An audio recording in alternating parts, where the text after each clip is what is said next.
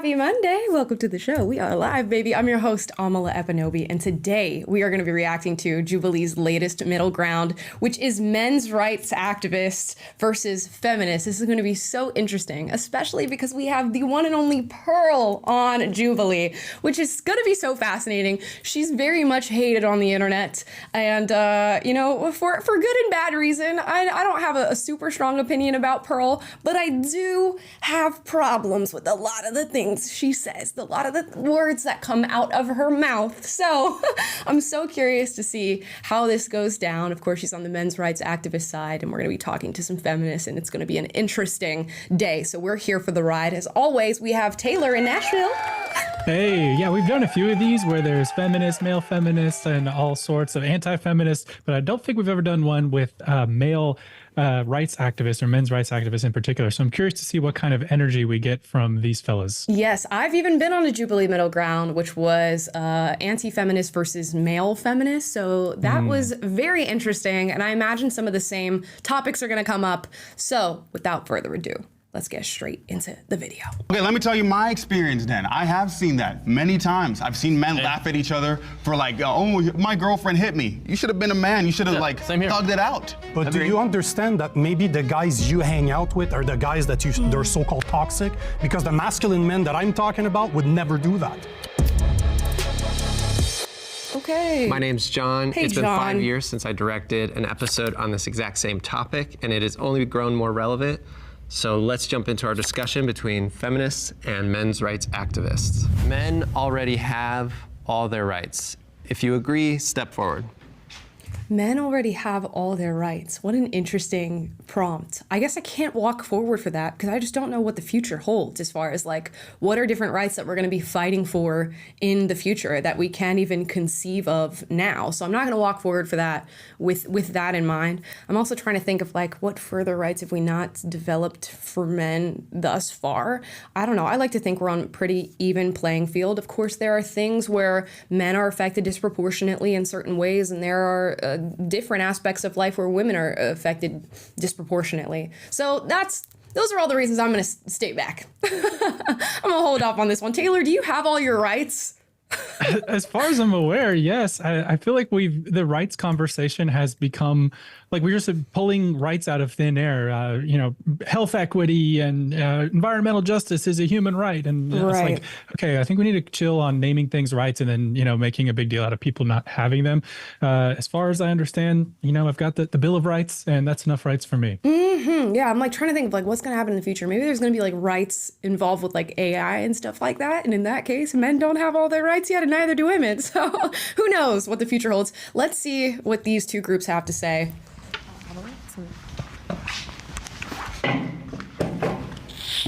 Let's start with you. I hate the name men's rights activists because it does imply that as if our rights are being taken away. The problem that men face is more existential. The patriarchy conditions men or assigned male at birth people to pretty much just keep your feelings shut down. By age 10, your feelings don't matter. And then 12 through 13 and onwards, you just don't really feel like you matter much as a person. Assigned male at birth people. I don't think anybody's disagreeing with that. Our rights aren't really under attack. Meanwhile, half of Congress hasn't codified Roe v. Wade. They're trying to control women's bodies, and it's just ridiculous. Like, our rights aren't under attack, but a lot of women's rights are, and I think it's important that we fight for that. Right. I also think he mentioned one example and then said a lot of women's rights are under attack. I wonder what other examples they have, because it does seem like when we go in this debate back and forth with, you know, self-proclaimed feminists and you ask what rights or privileges do you not have that we do in terms of men, they just lean on reproductive rights. But I'm wondering if there's anything else that you have to substantiate your argument. And even so, like now your reproductive rights are up to the states. And even Ruth Bader Ginsburg, who is pedestalized by the left, was in support of Roe v. Wade heading over to the states. So I don't know. I think that there's a difference between like rights and inequalities. Yeah, of course. So I don't think that my rights being taken away. I think that's just an effect of patriarchy. I agree. We're not like losing our bodily autonomy. We're not, you know, fearing for our lives walking down a dark hallway, you know. So I don't think they're comparable. I agree. Yeah. Is that a right though? It's not a right.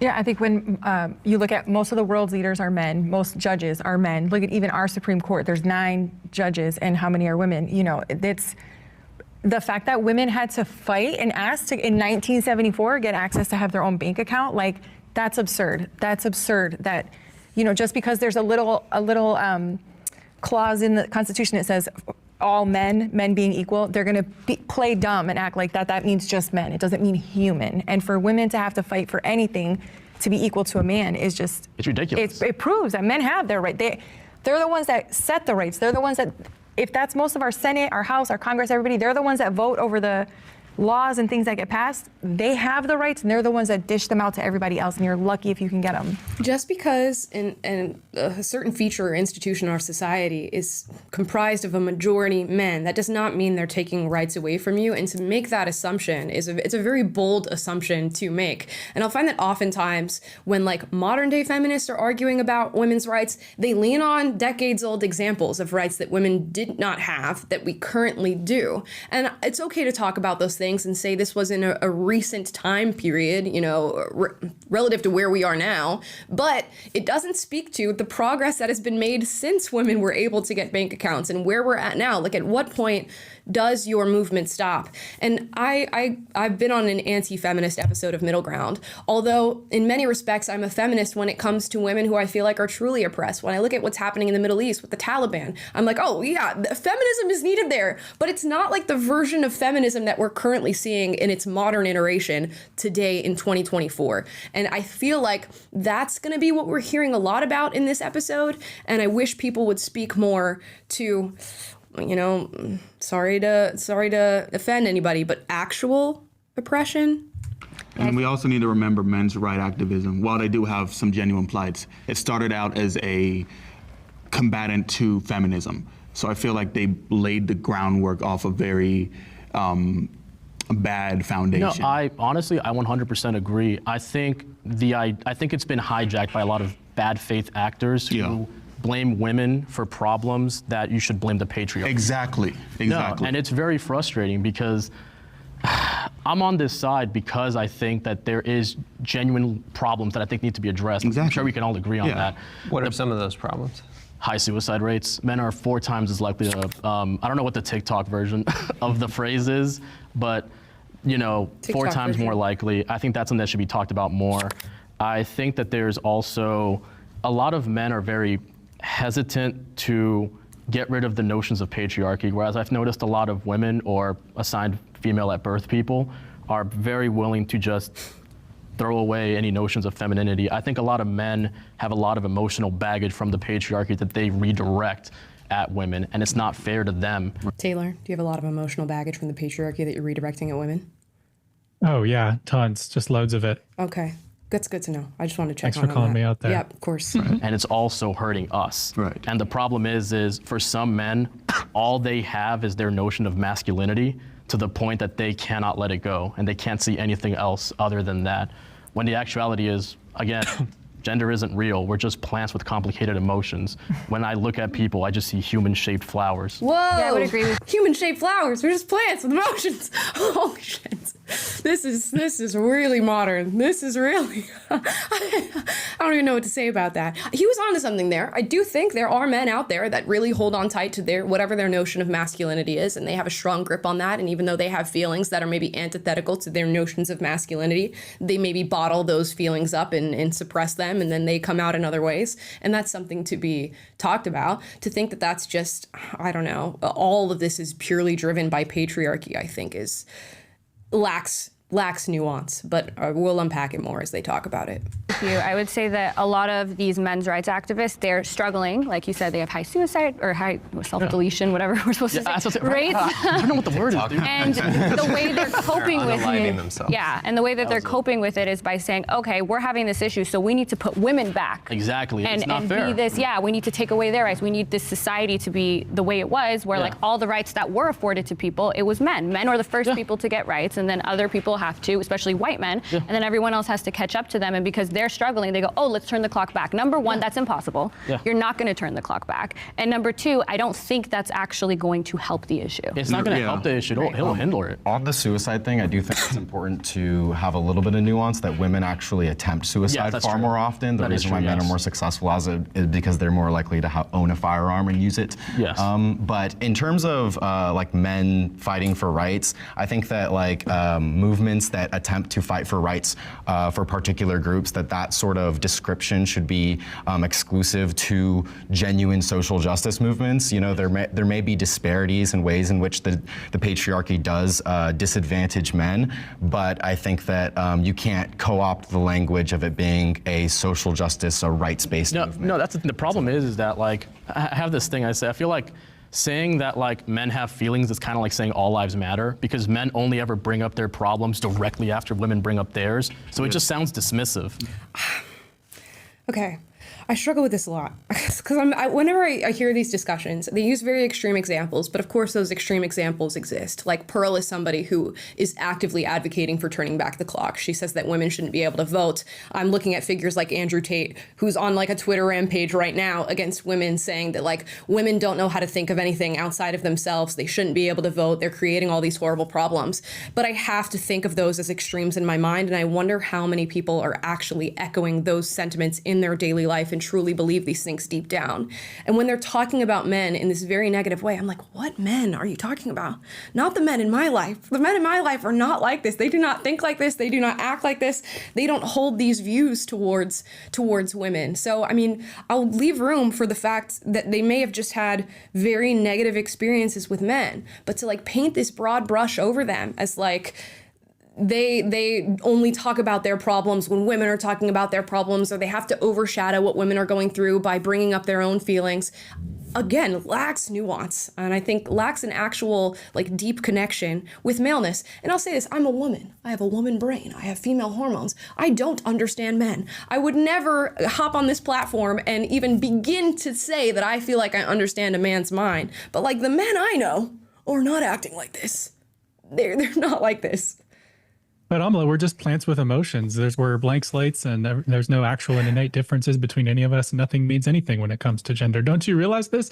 Right. But no, I just got to also call out this gatekeeping of the word rights and of activism on behalf of men's rights, because apparently men are not a category that this guy deems to be on the oppressed side of the oppression-o-meter. And so therefore you're not allowed to use the word men's rights, because that's co-opting that language from other more deserving parties who are actually actively being oppressed. It just betrays this kind of simplistic oppressor-oppressed narrative framework that their logic is operating in. And so we're not talking about rights are supposed to be universal. They're supposed to be timeless principles that should apply to everyone. That's how we make a cohesive society, when we believe in things like equality. It's a principle that is timeless, that it doesn't apply to some groups and not to others, that isn't relative to certain contexts. It's something that we enshrine and strive for. And when you make exceptions for certain groups and say that other groups aren't allowed to advocate for their rights because of the oppression dynamics, it's polluting the well with ideology, and it makes for a much more convoluted discussion. And I have a feeling that's where we're headed. Yeah, and it's interestingly enough, this sort of language that leads to extremist men, I think, in a lot of ways, and where they want to blame patriarchy for all this. The way that you talk about men is really demeaning, and I can't imagine that's not radicalizing people who aren't able to like view these things with nuance. And that's the problem, is that for a lot of men, I think we feel so uncared for by society. We feel so like we don't really matter unless we prove our worth, that anytime any social movement gets any sort of traction, we just immediately just bum rush that. And it really makes me wonder that there are rational men's rights activists, seeing as yourself, but are these people advocating, bad actors, for women's rights to be peeled back for them to feel comfortable? I think so, because I think the problem is that a lot of men, again, people who are so rooted in their gender bother me, because it only hurts you. it only hurts other people around you. It's kind of like the idea of like, because People who are so rooted in reality bother me. It's essentially like saying that. And I know we're in this sort of like postmodern era where we think that everything is socially constructed, but guarantee it's not. And a lot of the issues that I feel like feminists will bring up with men, they often separate from the nature of men, like the evolutionary nature of men, and they can't have a cohesive discussion about it because they don't believe in these natural tendencies and these natural traits that pop up in men. And that's what men's rights activists, I think, bring to the table. But the other issue we're going to run into is there are so many different iterations of feminism. So many people who say they're feminists, but it shows up in their lives and in their ideology in so many different ways. And the same thing for men's rights activists. They're using very extreme examples of men's rights activists. And maybe Pearl is like subservient to those opinions. But I have a feeling a lot of these other guys are going to say, wait a second, that's not my opinion at all. Like, I'm not trying to run back the clock. I'm not trying to say that women shouldn't be able to vote. I just want to be heard. the problem is that men are allowed to express anger, but they're not allowed to express sadness. Right. Women are allowed to express sadness, but you cannot express anger. Or else they get called like a bitch. Yeah, exactly. I've never heard one men's rights activist talk about like men, the loneliness epidemic of men not having friends. without It's blaming always women. like women's Exactly. problem. You've never heard that? I don't think you've really delved into the movement that much. I've heard it, and I've listened to both sides. I've definitely heard men talk about the loneliness epidemic. No, I agree. They don't want to date you. They don't Yeah, want to no, it's like hook stupid. up And they with never you. offer any talk about- solutions. yeah. No solutions. exactly. Okay, so this Exactly. is a great opportunity to bring in our God. disagreeers, but I ask that we listen to what they have to say before we disagree with them. So the perspective that I come from was about 3 years ago, I wanted to know why men didn't want to get married anymore. I kept hearing men say, I don't want to get married. And it kind of took me down the rabbit hole of family court. I started interviewing men that had been what's called divorce raped. And I kept finding guy after guy after guy that lived a couple miles from his kids and could not see them. It goes back to men should have access to their children. It's 50% their DNA. They should get 50% custody off the bat. And right now, 90% of the time, women get custody. The question was, do men have all of their rights? How can I say that they have all of their rights when I'm finding guy after guy after guy that is devastated he can't talk to his children? I had one guy who the woman got custody, and she ended up taking the kid to a different country, and now his kid doesn't speak his same language. He spent $300,000 trying to get that kid back. I want to look at women's stories as to why they don't want to get married. And I could go interview. This is exactly the problem. It's so funny because the guy just said what men's rights activists do is that women will express their pain and men only share their pain to like, you know, put an umbrella over what the women are going through and to say, you know, focus on me, focus on me. Pearl just gave an expression of a real deal problem that men are dealing with. And she said, I want to talk about women's problems instead. So you're just a living, walking, breathing contradiction right there in everybody's face. And you expect men to like have some sort of light bulb moment where they suddenly agree with everything that you're saying when you're actively overshadowing the issues that they're trying to bring up. A smart person would say, yes, we should most definitely talk about that. And I'm sure there are reasonable men who are great fathers that are having their children stripped away from them. And we should talk about that from an all-encompassing view and how it affects both genders in family court. That would have been a normal, reasonable thing to say. But because she can't fathom men having issues, she has to revert back to the oppressor-oppressed narrative and focus on women. And men's rights activists do the very same. And Pearl is one who, interestingly enough, I think Pearl started off with like a very mentally challenged view on gender and started saying these things and going viral because of it. And I think she happened to stumble on a real problem that men are experiencing with family court and then has sort of taken that on as her narrative. So now what she's talking about is very valid, but there are a ton of things that Pearl says that aren't valid at all. And I'm sure we'll give voice to that here. But what she just spoke about, that issue is real. And I've witnessed it with my own eyes. So I hope that they actually have a conversation about it. You're 1,000 women. You're looking for these kinds of men. What she is discussing are individual and yes, tragic cases, and we can acknowledge that. But what we're discussing is a systemic issue. On aggregate, men and women after divorce, women see a 27% decline in the reduction of their income. They're more likely to be in poverty, and they're less likely to get remarried. If you go around the world, there are countries that have male-only conscription, countries that have higher pension ages for men. Countries like the US and Canada have certain welfare programs that men are excluded from, domestic violence laws, homeless laws. There are many cases where men do not have access to the same public welfare programs, tax-paid programs. And if you look at something like the draft in the US, people say, well, that's outdated, it doesn't happen anymore. But many countries in the world, included some that are considered like very first world progressive feminist countries, Austria, Finland, Switzerland, they have male-only conscription. Right off the bat, I know this is a reasonable guy as he's talking. I can just tell. And many countries have higher pension ages for men. So there are many examples of countries that have laws that directly discriminate against men. So do we have all the rights? I mean, no, we don't. In the US, I had to volunteer, well, not really volunteer, I wasn't given a choice, but I had to register for the draft. So that's a small example, but it's, you know, one that still goes on today. Going back to the family court thing, because we want to talk about traditional relationships. He just gave you like 15 examples of men dealing with just like active, you know, women getting preferential treatment and men not getting it at all. And she goes, okay, back to the thing that she said.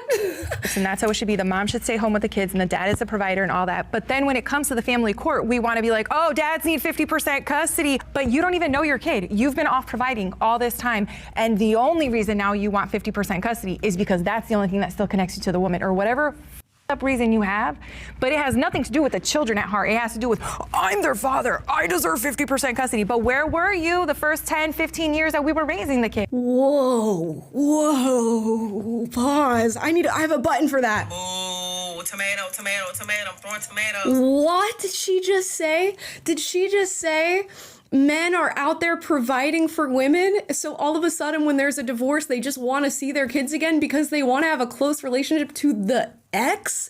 Can you not imagine that maybe men go out and provide for their child because they love their child? And although a lot of men would want to be there for their child all day long, they kind of have to go to work to put food on the table, you know, to bring home the bacon. And of course, there are bad fathers all over the place. There's bad mothers all over the place. But to jump to this assumption that men who want 50%, not even 100%, but 50% custody of their children just want it to get back at their ex-wife is astonishing. And it shows such a disconnect. And really, quite honestly, it's a dehumanizing view of men that you must have to think that they don't have the capacity for the emotions and love of a child. Crazy work. Crazy thing to say. I'm not denying that they need their mothers or their fathers more. Men and women complement each other. That is what I'm saying. Some men are more masculine, some women are more feminine. My girlfriend's more feminine, I'm more masculine. We go very well together because our values align. What is feminine? But hold on. What is feminine to me? She wants to take care of children. She wants to stay. So that's feminine. To me, it is. To me, it is. That is what I want in a woman. You can only speak from, I can name you the stats, but I'm talking about me. I'm talking as a person. Name the stats. So what about the stats where all the fathers who leave and don't pay child support? Isn't that far more common than these men who are on or the men who do they're get fighting the rights for custody, which they only do 50% less than women do? When men want primary custody, they only file the appropriate paperwork 40% of the time. Women do it over 80% of the time, and then they complain that they're not courts don't give you something that you're not asking for. Period. So what are you saying? But do you know that like how much money you would have to sink into taking this battle to court when you know that the odds and the stats are very much against you just for simply being a man? And there's a lot of biological reasons why that's the case, because women are nurturers, they are caretakers, and that is their disposition naturally, not for all women, but for a lot of women. And that's why the courts sort of move in this direction. But if you've both worked to bring a child into this world, 50% custody, 50-50, should be where you start off at. And if a woman wants to take full custody or a man wants to take full custody, they should have to prove why the other partner is unfit to have 50% custody. That is the way that these things should work. Men choose not to support their families. They waive responsibility. Many times. That's very sexist to say that. To assume that fathers don't care about their kids. No, then why aren't they actively fighting for their kids? They are. It wouldn't be an issue if it didn't happen. It's an issue for a reason. There are lawyers that specialize in this. They wouldn't have a business if it didn't happen. I know at least for you and possibly for Pro, you guys want to reaffirm traditional masculine roles, which does not assume that men are the the nurturing ones. And if that's going to be the case, then you're going to continue to run into the problem where men aren't going to get custody because women are going to be seen as the nurturing gender. It's a self-fulfilling prophecy. So if you don't want that to be the case, then it makes sense to stand with feminists and want to dismantle those sorts of norms and expectations around what it means to be a man and what it means to be a woman. Let's debunk this really quick. You can have traditional views of masculinity and femininity and still want a husband and a wife or a mother and a father to be in a child's life. What is required in rearing a child and developing a hopefully healthy child is a balance of the two sexes. Both boys and girls need a masculine and feminine balance in their lives. And, you know, women can have masculine traits, men can have feminine traits. There is such a spectrum as to how we show up and express ourselves within the gender and sex binary, but that does not mean there is not a binary and that this binary doesn't have traditionally masculine and feminine traits. All of these things exist. Children very much need both, and we're living in a society now where children are starved for masculine role models, and it is impacting nearly every single aspect of our life, from chronic illness and homelessness to drug addiction to schooling and education. All of these different things are impacted by the lack of male role models. So if we can acknowledge that there is an issue within family court of women being handed over custody and there not really being a discussion as to whether or not these masculine role models should be in the home, then we need to discuss it and move further. And you can still hold your feminist views about those things while defending the right of fathers to be in their child's lives. I would say it should be 50-50 custody off the bat. Women experience more sexism than men. If you agree, please step forward. What does that mean? More. It's different.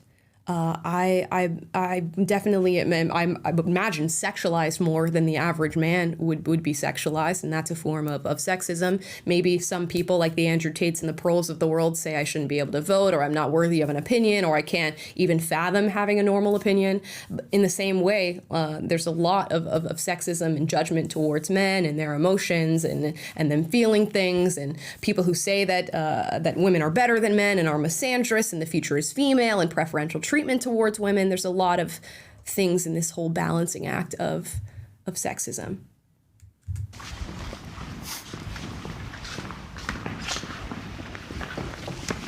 Now, I don't know about like more, but I'm coming at this from like the point of view of like what's more dangerous. Exactly. Like misandry, men's feelings get hurt, but when it comes to misogyny and like sexism, women get hurt, killed.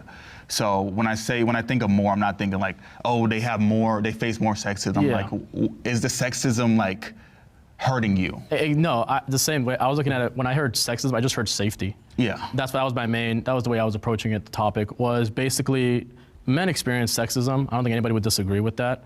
I think the topic was just more sexism, like you said, just simple things, just as like a man maybe just 10 feet behind you at night, there are certain thoughts that just run into your head. Just simple ideas such as being treated differently in the entertainment industry versus how as a man. When I hear sexism, again, like you said, I view it more as just danger. Yeah. You know what I mean? Like for men, me facing sexism, like you said, my feelings might get hurt, but I'm not gonna feel for my life. You know what I mean? As opposed to women, I think they genuinely do fear for their lives more.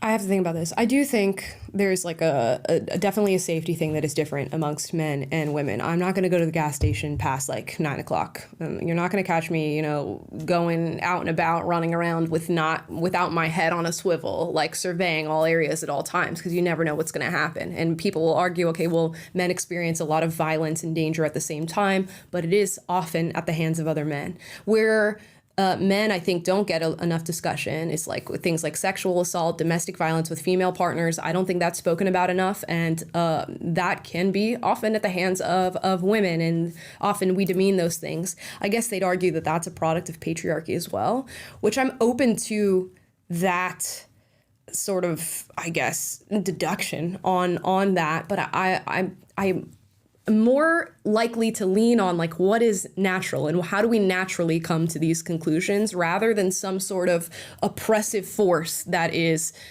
forcing these reactions onto us.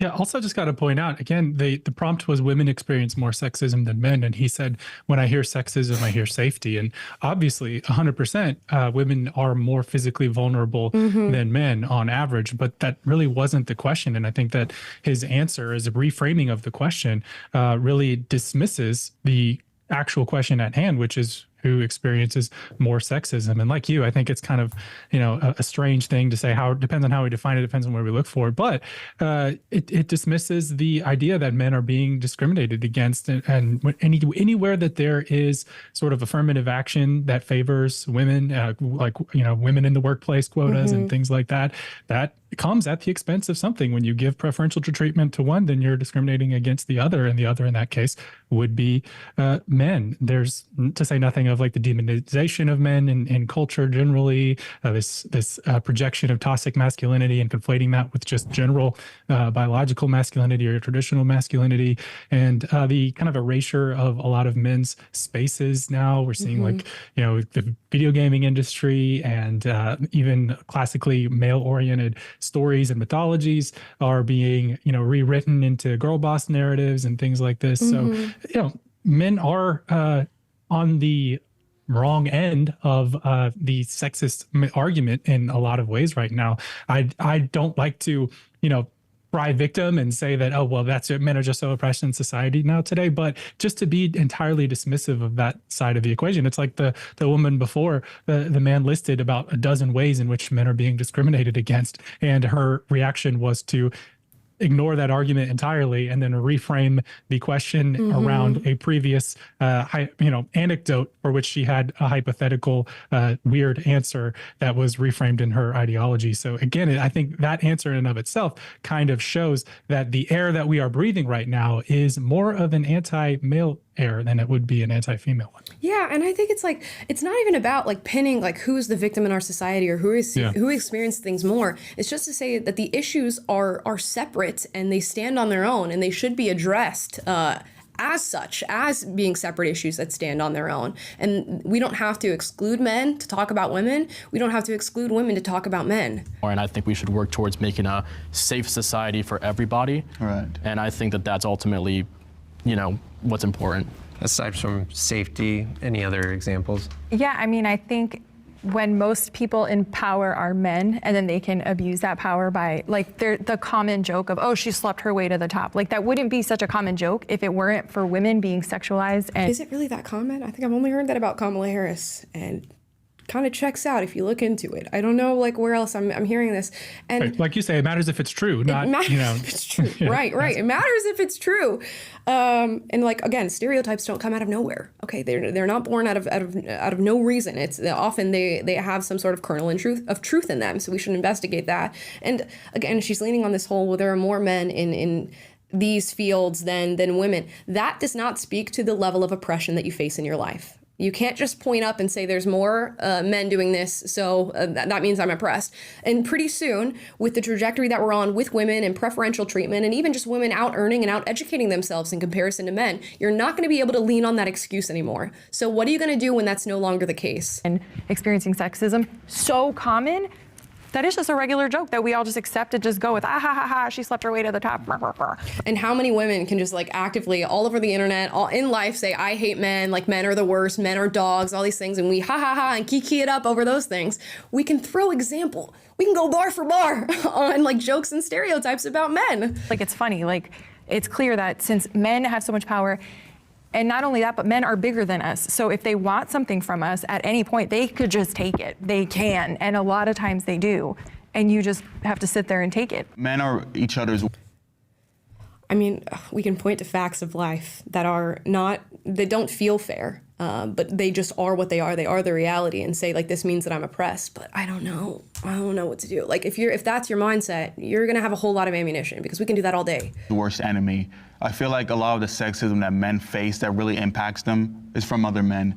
Men make fun of each other for like getting assaulted. Facts. Men make fun of each other for like not getting the girl. Men, like, these are things that if these men's rights activists really wanted to change this notion, they would be treating their fellow man better. No, I mean, but they're ridiculing them for not being masculine enough. 100%. Sorry, I was going to say I agree with everything you're saying. Like you said earlier, men shoot themselves in the foot. Yes. And I believe someone said earlier that men, when they talk about the loneliness epidemic, it's only about ever getting the girl, but it's never about friends. About camaraderie with fellow. Exactly, no, yeah.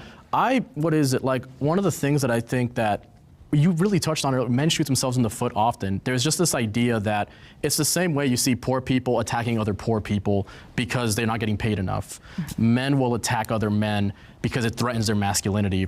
Of course, and women will attack other women for all different reasons. Like you have this sect of feminism that like hates the stay-at-home mom or like hates the person who wants to be with her kids all day. It's like we can, again, go example for example on all these different things and try to point fingers and place blame, but I don't know where you're gonna get with that. Or because they're insecure in it. Masculinity is not a real concept. Femininity is not a real concept. These are just things that just hold us back. It's so interesting because I feel like if you ask the same guy about like transgenderism and people transitioning from maybe like male to female, he would justify that there are concepts of masculinity and these are concepts that people seek out in their transition. And you know, a transgender male to female transitioner is clearly pointing to something that they view as feminine and their characterization of femininity. Whether or not we agree with that characterization is a whole different debate, but gender very much exists, both biologically and in a socially constructed manner.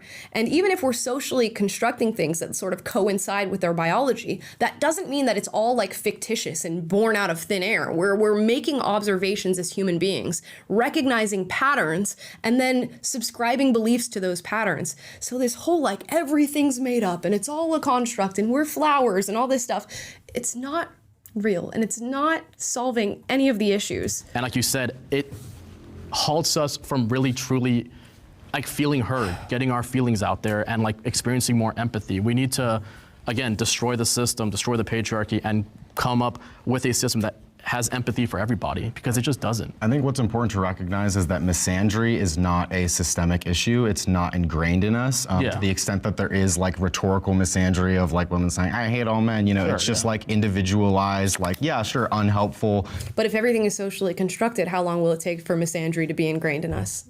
How long do we have to continue on this trajectory before it is? Because apparently the patriarchy is just simply socially constructed and ingrained in us. So how long can we continue on the like I hate men train and the preferential treatment of women and the future is female before misandry is ingrained in us? Things, but it's not an otherization in the same way that misogyny is. Yeah. No, I think that the world has been largely constructed through the male and man lens and in a way that has otherized women, and so misogyny is more endemic to gender relations rather than misandry being sort of like individual outbursts of reacting to that system. No, exactly, 100% agree. Okay, and we're gonna bring in our disagreeers, but I do wanna say some of the things that you were saying you hear from men's rights activists, I agree, I've heard that online. I haven't heard that from these people in this discussion yet. Thank you, John, thank you. I think it's just worth clarifying. Let's bring in our disagreeers. It is worth clarifying. Yeah, go for it. Okay, so I would disagree that you say misandry is not systemic. Cultural misandry is evident in a lot of the laws that neglect men. Misandry is why homeless men don't have as many shelters. It's why we don't take male victims of domestic violence as seriously. It's why men's health care is underfunded.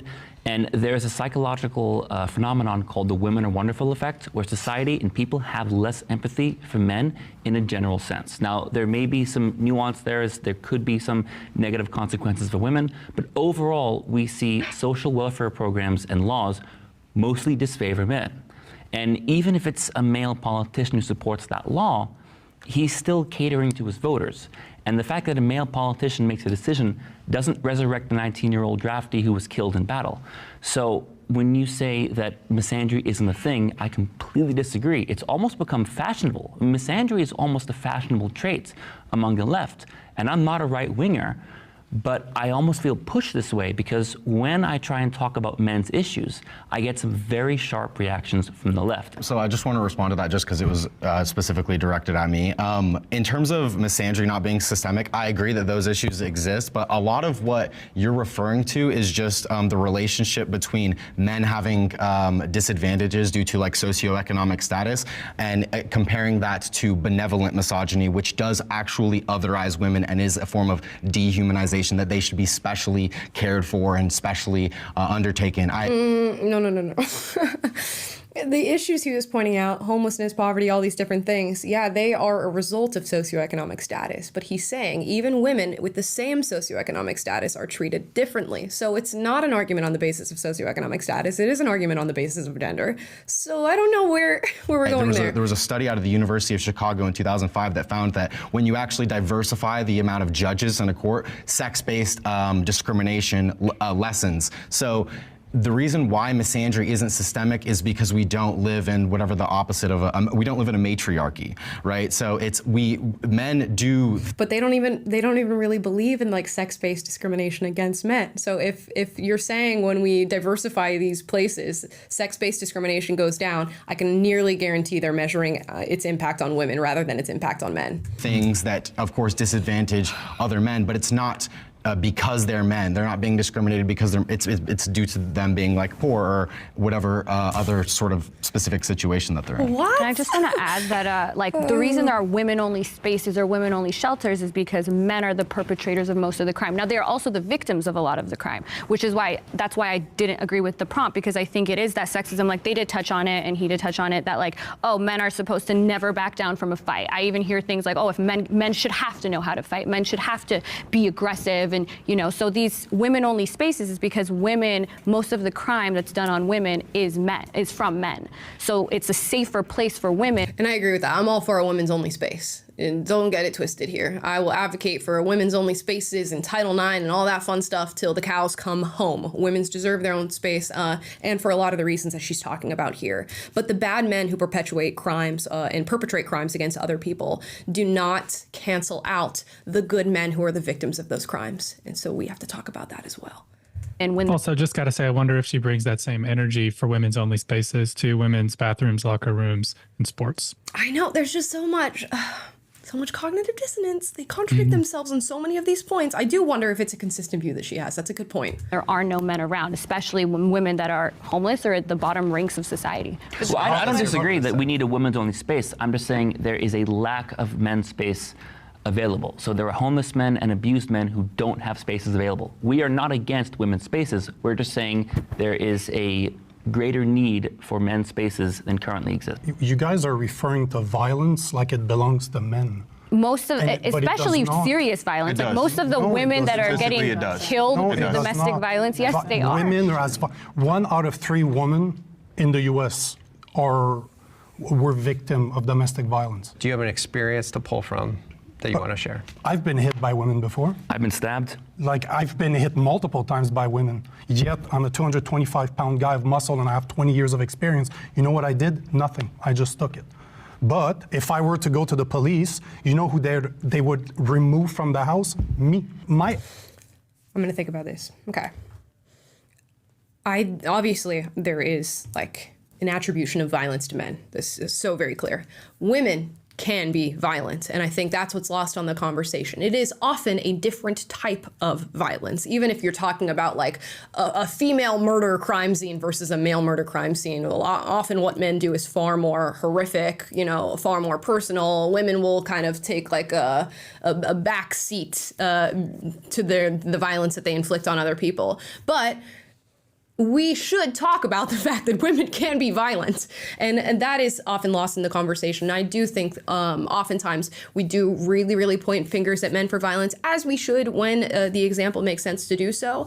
And if you're going to point fingers in that direction, don't forget, the 2 thumbs that are pointing back at women. And yeah, it might be 8 over here and 2 over here, but don't have that be lost in the conversation. There are a lot of male victims of crimes perpetrated by women that you'll just never know about. It'll never go reported. They'll never talk about it. And they'll say, oh, well, that's a result of patriarchy. But it's also just the natural system that we live in. Women are, less impactful as from men in a physical sense. So we don't often jump to the conclusion that women can be the perpetrators of these crimes, but they can. My ex-wife, when I was going through a divorce, told me that she'd lied to the police in order to file the divorce faster because it was taking too much time. Because where I'm from in Canada, it's 1 year. Like, they will tell you that you need to be separated for a year so you have a chance to rekindle. But all I'm saying is violence is violence no matter. I'm not saying that men are not violent. That's not what I'm saying. What I'm saying is I've seen women as violent, it's just that it is not regarded in the same way, just as you mentioned. No, but men are not taken seriously either. And the point I wanted to bring is to what you said, because you mentioned that earlier, and correct me if I'm wrong, you were saying that men are not encouraged to speak about their feelings. I would say largely that's true, yeah. Yet you're bringing them down in your conversation. You're saying that being sexist towards a man is not as big of a deal as being towards a woman. So on one point, you're saying that men should be able to show their emotions, to live their emotion, however term you want to use. But in the next sentence, you're saying that the emotion of a man don't matter as much. No, their emotions certainly matter. And I think that you can express like disagreement or even sadness if somebody's being quote unquote misandric. I'm just saying it's not systemic. And that's a matter of fact. I'm saying in the... Okay. There's a subtlety to what they're saying on the feminist side of things. And they very much do not view the complaints of men and women the same. I think it's abundantly clear.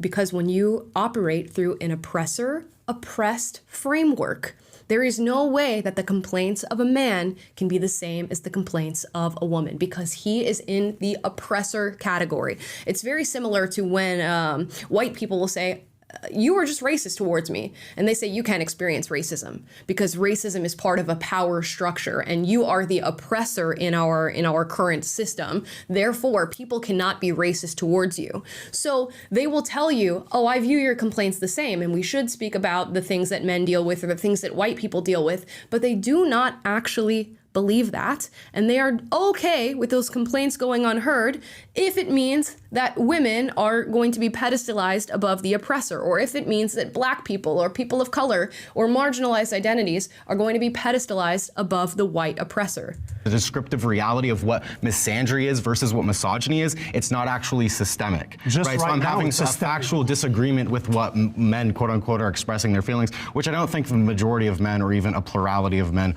are expressing those sorts of feelings, that misandry is like some big burden on them. So when our systems and institutions say, like, we're specifically looking for a woman to do this job, and we are going to overlook all male applications because we need more women, would he not say that that is a system perpetuating a narrative about gender and actively discriminating against men? Is that not systemic misandry?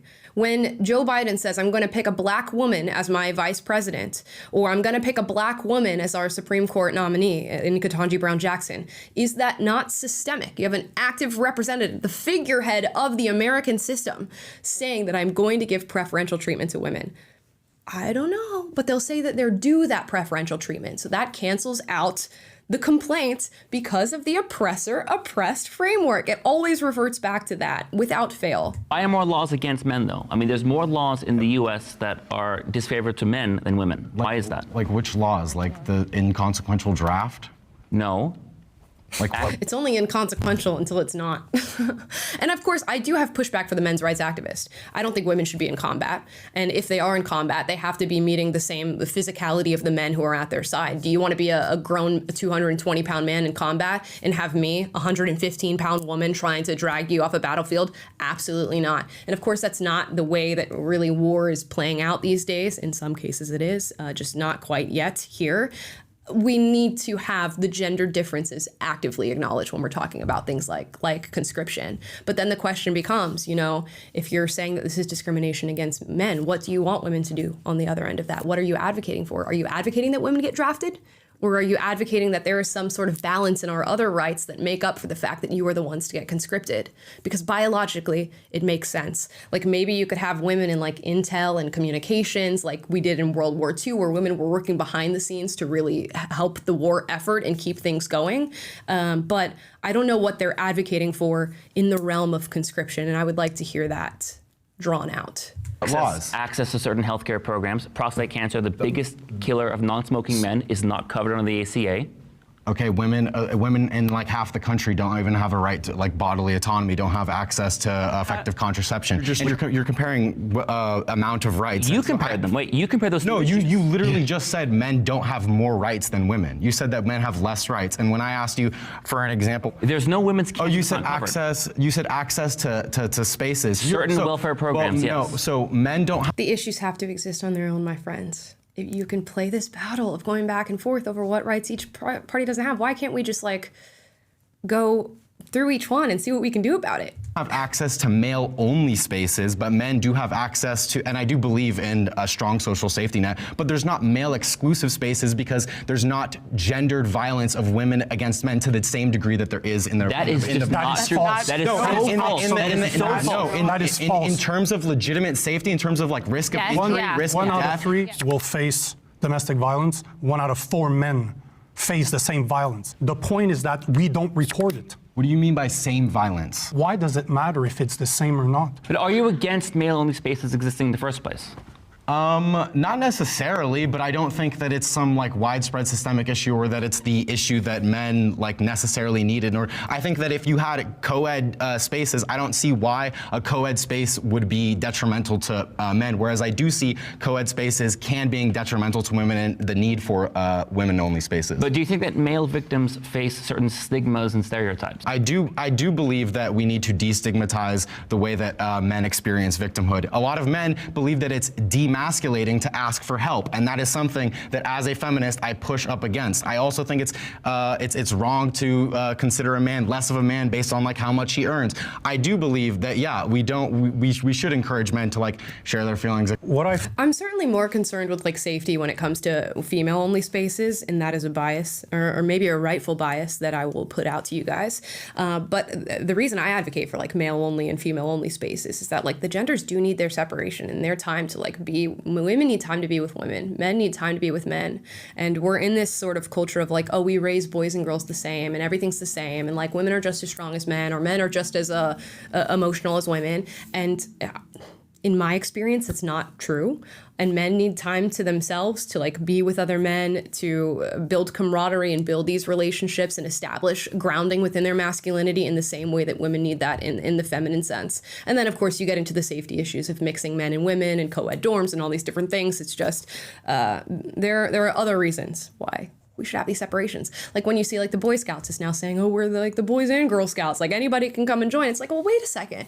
I'm fine with like the Girl Scouts being their own thing where we get together as young women and we develop our skills, and they can be masculine and feminine skills. We don't have to give a laundry list of just feminine things for girls to do and masculine things for boys to do. But maybe it's good to have that separation, especially if we're talking about men being lonely and not being able to develop friendships with one another. A good way to solve that is male-only spaces where they are, just by virtue of being there around other men, and they get to develop in the way that men do. I find ironic in your statements is that you're literally saying that men's feelings don't matter as much. No, what? You were talking about sexism earlier. This is literally what you said. I'm just giving you a descriptive reality of why male-only spaces don't exist. I don't think that it would be like the most intrinsic evil in the world if a male-only space existed, but it's not a like necessary part of the way that sexual or gender-based violence is experienced by men. Okay, well, outside of violence, do you think it's necessary? I'd love to hear your thoughts on that. We can fully say, okay, women are more prone to experience violence if we're going to be mixing men and women together. That's not necessarily the truth, but men are going to experience the violence at the hands of other men, likely. But beyond that, do you think there's any reason maybe we should separate for a little bit? Since I have been a kid, it has been common in the media to refer to men as trash, to say that men are the problem, men are terrible, et cetera, to the point that on national TV, a guy got his chopped off and they were laughing about it. And nobody said anything and nobody cared. I don't know that story. And if the reverse happened, I don't think it would be the same outrage. Does anyone on this side want to? Do you see that I agree happening? that should be an outrage, and the reason why it isn't is because it's considered demasculating for men to be victims, and I think that in order to dismantle that, we should dismantle unhealthy views about masculinity, which is exactly what feminists are trying to do. I think if you guys did a good job at that, it's been 100 years since feminism started, you'd maybe have some progress. I don't think feminists care about men at all.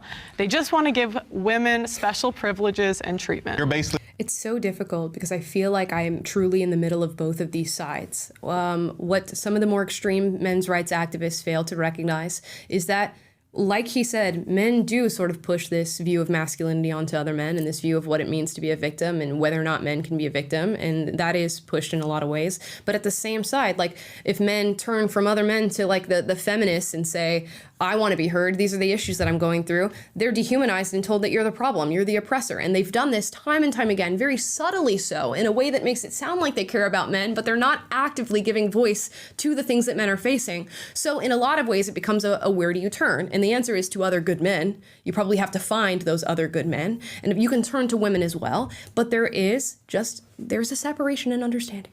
There is a separation. No matter how hard I try to understand the struggles of a man, I'm not going to fully understand what it is y'all are going through and what you're thinking and feeling. We live on different hormone cycles, different everything. Saying that men should be taken serious and their violence should be taken serious, but you're not understanding that when you talk about women being violent, you're talking about it from a patriarchal standpoint. Who says, though? It's because patriarchy weaponizes men to be more violent. Women are seen as not culpable for their violence. It strips them of their agency and infantilizes them for when they do commit violence. And you guys are upholding that system. No, It's so interesting because you could flip it on them and say, well, like feminism pedestalizes women and makes them not culpable for the things that they do in a lot of ways as well. So I feel like we're not getting a healthy avenue to have discussions. Hang on. Feminists support gendered laws on domestic violence. In the UK in 2020, feminists actually protested against the domestic abuse bill because they didn't like the fact that it was gender neutral. The Duluth model in the US, feminists protest the fact that it's gender neutral. So it's feminists who want to perpetuate these gender roles by saying laws should be gendered and recognize gender into the factor.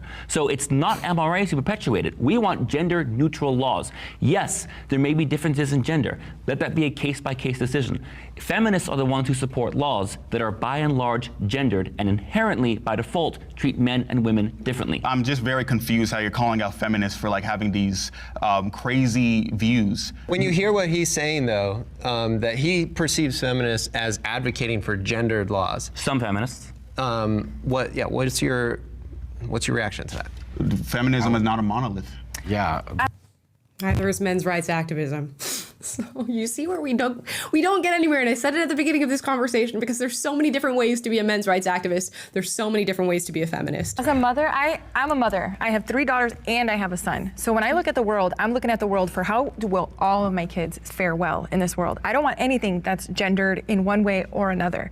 But when we're talking about like this male spaces thing, whenever men enter a space, it becomes their space. They're bigger, they're stronger, they're louder. And a lot of times when women feel uncomfortable, we'll just excuse our way out and it's just naturally become a male-only space. That's why most shelters mostly have men, homeless shelters. Like in Denver where I live, all the homeless shelters are mostly men. That's why there are specific women's shelters, because if a woman goes into that shelter, when the lights go out, who knows what's gonna happen to that one little woman in this shelter with all these men. And speaking of this, all the domestic violence shelter. If one man enters a room, it's suddenly a male space. Like, what does that say about your view of gender and the lack of nuance and the way it's honestly a demeaning way to even talk about women? And again, he says like he's saying that men's rights activists make women like not culpable for their actions because they view women as lesser. You're making them not culpable of their actions because you view them as constant victims, even if one man is in the room, not even speaking to the character or the moral value of that man. It's just it's so black and white. And wow. For men, the one guy that did try to start a domestic violence shelter for men, and he was like a big men's rights activist, but in the true sense, wanting men to have what you want, like domestic violence resources for just for them. He got so laughed out of the world, the dude ended up unaliving himself. Earl Silverman? Yeah. He was laughed at by feminists. He was laughed by feminists. He was laughed at by men too. And men. Not MRAs. So it's a shared burden, and both sides have their issues. Sounds like, shocker. Not by MRAs. So you basically want to excuse all, like, just shed yourself of all the misdeeds of your movement. Is that what you're trying to do? Funnily enough, it's what they're trying to do. It's like, oh my gosh. The men's movement did not demonize Earl Silverman. It was not MRAs who demonized Earl Silverman. It was men. It was us. Toxic That's what you're saying. It was feminists, and the same thing with Erin Pizzey, who I've interviewed, by the way. interviewed her too. Feminists demonized Erin Pizzey and Earl Silverman, not MRAs. We did not demonize either of those people. But We're not trying to say that we feminists, we're trying to say that the patriarchal viewpoint that men, like laughing at men, oh, look at him trying to get resources. Yeah. It's a joke. So I do not subscribe to that, but that's the patriarchy talking, not feminism. Show me those men, because I'm around men all the time. Yeah. And I'm from veterans that suffer from PTSD to just regular dudes. I'll tell you those sources you keep talking. And I've got to like wonder, I did witness a lot of that sort of like toughen up, bro, like you're not a real victim or whatever when I was like a teenager. the grown men that I meet now, or the grown men that I find myself surrounded with, are very much in touch with their emotions, very much capable of turning to one another when they're dealing with difficult things and just having like an open discussion about these things.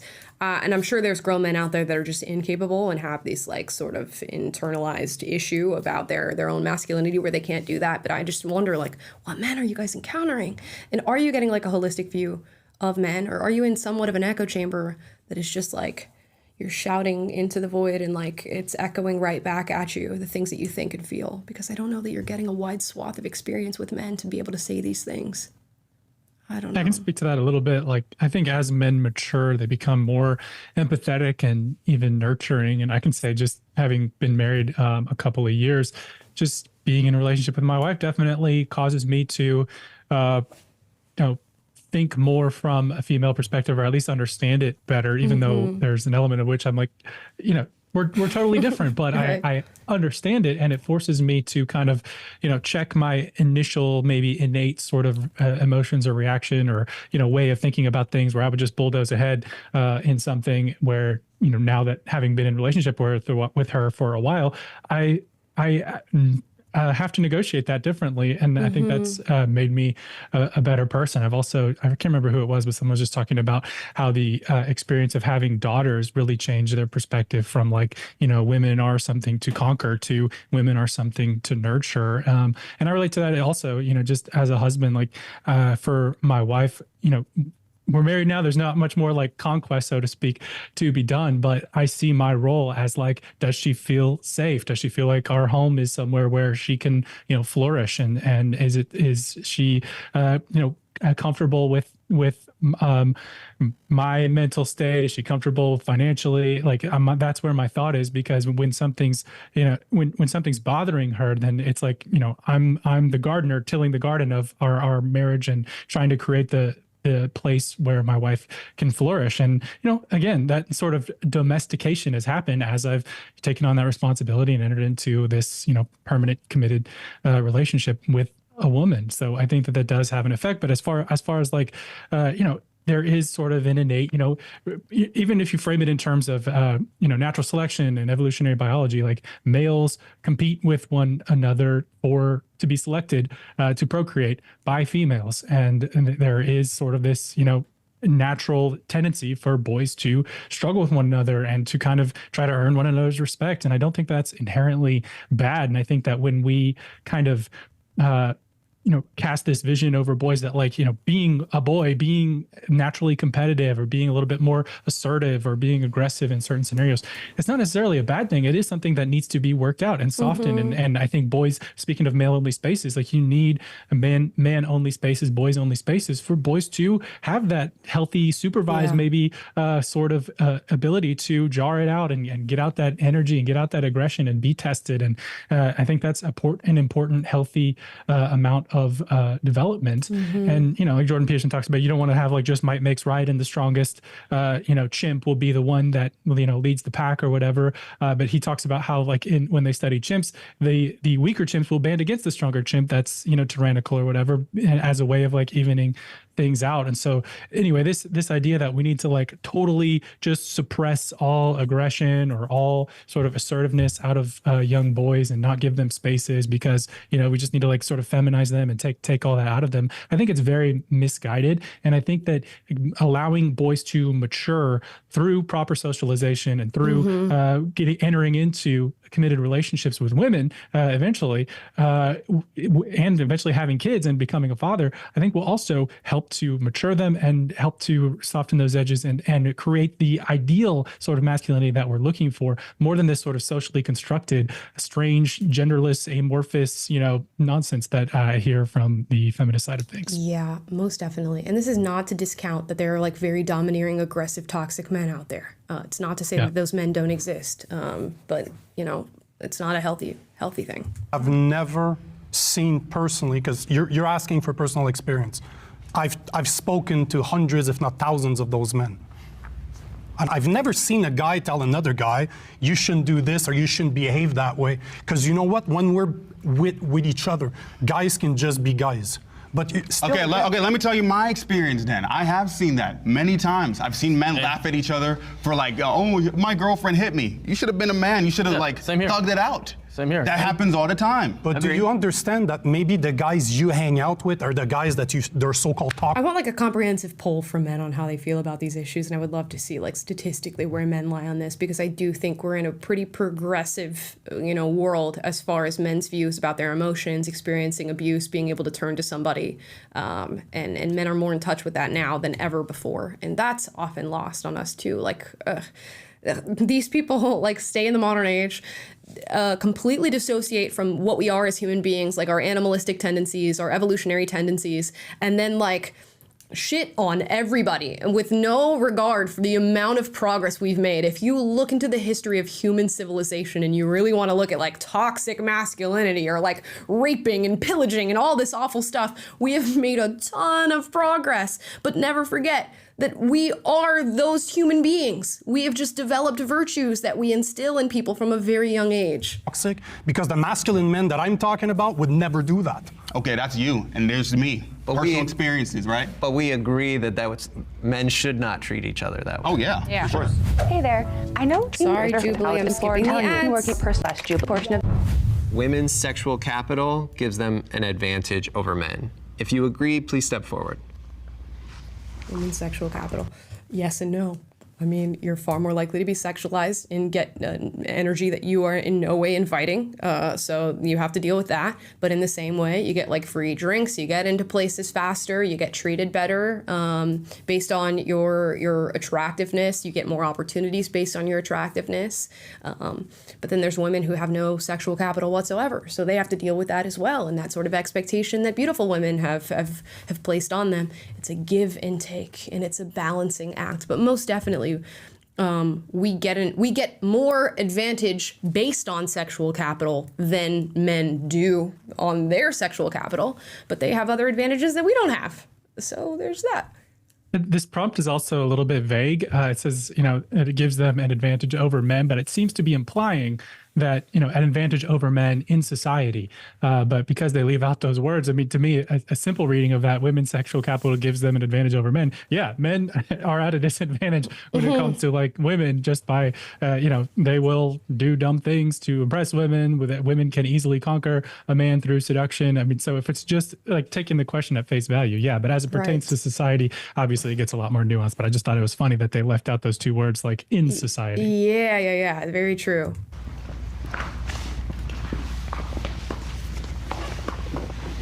Okay, it's a one-sided issue. I would say that women's sexual capital allows them more opportunities. Some could say maybe they're bad, like in terms of sex work, right? But women make much more in sex work.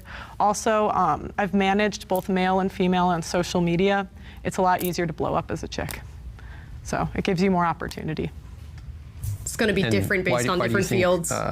It's easier for women to blow up on social media? Because it's looks-based, so. We could have given better examples, Pearl, but that's okay. Any of you guys? Men love pretty women. It's really that simple. And as you said, like actresses too, sorry. OnlyFans would be the perfect example. That really does not normally work for men, but it works for women extremely well. And medical sales, it's another one. I worked in sales as a sales engineer. I worked in sales for more than a decade, and women tend to do better. I don't necessarily see that as a bad thing either. Because why not take advantage of the traits, the qualities that you were born with? Everybody likes to look at, and I don't think it matters that it's a guy looking at a woman or a woman looking at a guy. They like to look at somebody that looks good. Yes. But it does tend to influence men's decision a lot more than it does women. Do you want to add? And it's just our motivations are different. The biological, framework that we have is very different. What we're looking for is very different. Yeah, I mean, I think it's true, but it's kind of like, so what? I look at it as one of those facts of life kind of things. Yeah. It's like, whatever, is what it is. And it's not necessarily a bad thing. That's the thing. It is true. You'll see it wherever you go. Women will get more attention because they look better. But is that bad of a thing? I don't think so. It is the way it is. Just is. It's just the way it is. All right, let's bring in our disagreeers. I love that they didn't launch an attack at women. You see a lot of people, maybe in this vein of thought, who say like, oh, and they don't deserve it, and blah, blah, blah, and they suck, and just because you're born with a pretty face, you have nothing else to offer the world. It just is what it is. It is the reality of the world.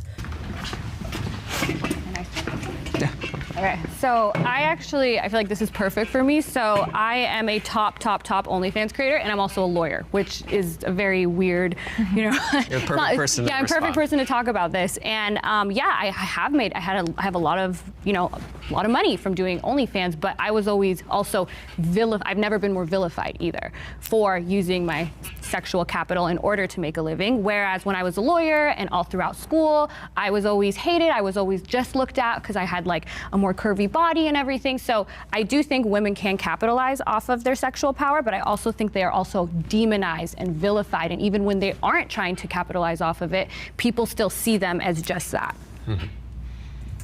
There's some truth to that, most definitely. I don't know that it's a hard and fast rule, but there's definitely truth to that. We also see cases of like porn stars dying.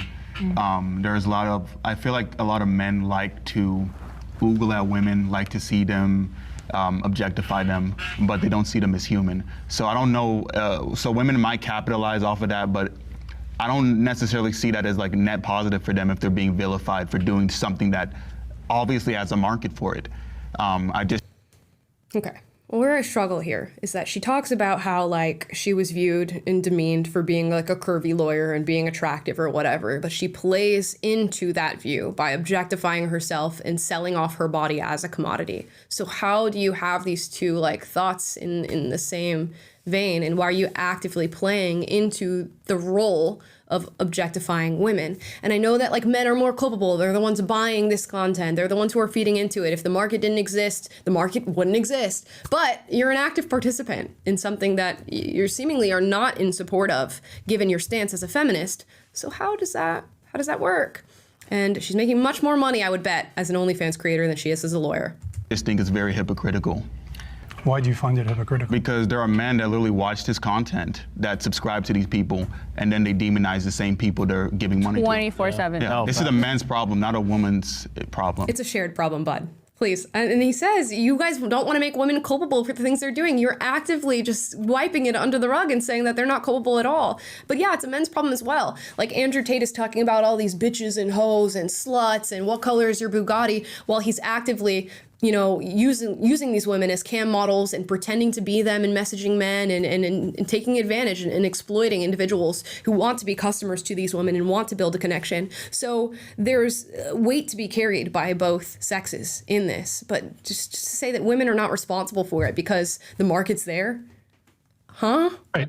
He's saying that there are men who consume this content and demonize the women, but he's sitting next to a woman who creates the content and demonizes the man. So how is that getting us anywhere? Yeah, it all cancels out at the end of the day. Men need to control themselves. And I think if women have a ton of sexual capital, who gave it to us? It's not us. We're not the ones that are just deciding, I'm going to be powerful because I have a body.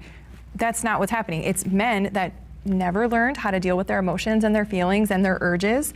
It's so funny because these people are activists, but they're not willing to really do the radical work that exists in actually trying to transform the world. If you actively wanted to transform the image that men have of women, you'd have to stop playing into the image. But for some reason, they can't do that. And then they blame it on men, even though it is partially their fault. But if you are truly as radical as you say you are, and you really want to change the world and build this utopian society, you got to start putting in the hard work now to change the image of women down the line. But you're not willing to do that because you make more money as an OnlyFans creator than a lawyer, and that's okay. Just admit it, and like don't come from this like virtuous standpoint of like the men forced me to be an OnlyFans creator because they created the market. When if you really truly believe the things that you're saying, you would put in the hard work now for the women down the line. And taught to them, so they don't know how to do that. So now they give women all this sexual capital and then also want to vilify us for it and make us the bad guy for it. But you're the one that's noticing the pretty girls. You're the one that's giving us this. I didn't ask for.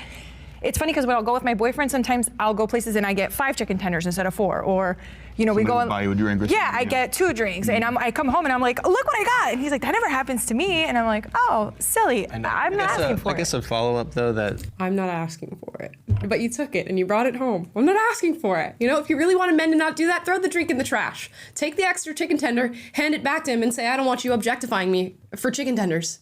But no. I think the chicken tender was eaten, and I think the drink was drunk. What they might ask her that I'm curious about is, do you think there's like a natural, that's just a sort of natural pattern or order to how men and women operate, or do you feel like that's conditioned? I think it's conditioned because it is so refreshing and welcome and amazing when I meet a man who does not treat me that way. They do not treat me like a sexual object. They treat me like a person. They talk to me like a person. They give me what I paid for. I get my item and I leave. And there's no weird like, did I owe him anything? Did he? Can I respond? She might be speaking for herself. I'm gonna tell her to speak for herself. If you want to give me free stuff because you think I'm pretty, I have 2 hands. I'll take the free stuff. And okay. Superchats are open. The super chats are open. Now, and I'm sure there are women who really think this, and I'm going to give her the benefit of the doubt, and I'm going to say she really believes that she does not want the unwanted attention. Fine, good, great, awesome, cool. I also know a lot of women who virtue signal in the direction of men and say, I don't want the unwanted attention. But as soon as they're not getting attention, they're like, am I ugly? Well, I put on this outfit, I did on my makeup, I did all this and that, and nobody's talking to me. And in the same way, they'll say they want a certain thing from a man, and then they get that from the man, and they go, oh, it's not attractive. Ugh, I actually don't want that. So leave room for that as well. I'm not saying that's who she is. Maybe she is above all that. But and imagine if we lived in her utopia where men never do anything nice for women because they think they're pretty. How is a man supposed to express his interest to you, and how are you supposed to receive interest from a man? Like, how's that ever supposed to happen if we're living in this totally flattened world where everyone just treats each other as this amorphous blobs that we all are as humans? It doesn't make sense. Yeah, I don't know. You let me know what your tactic is. What's your pickup line now that you're not allowed to, signal your willingness to provide for a woman, which is really all it is. It's really all it is. On to that.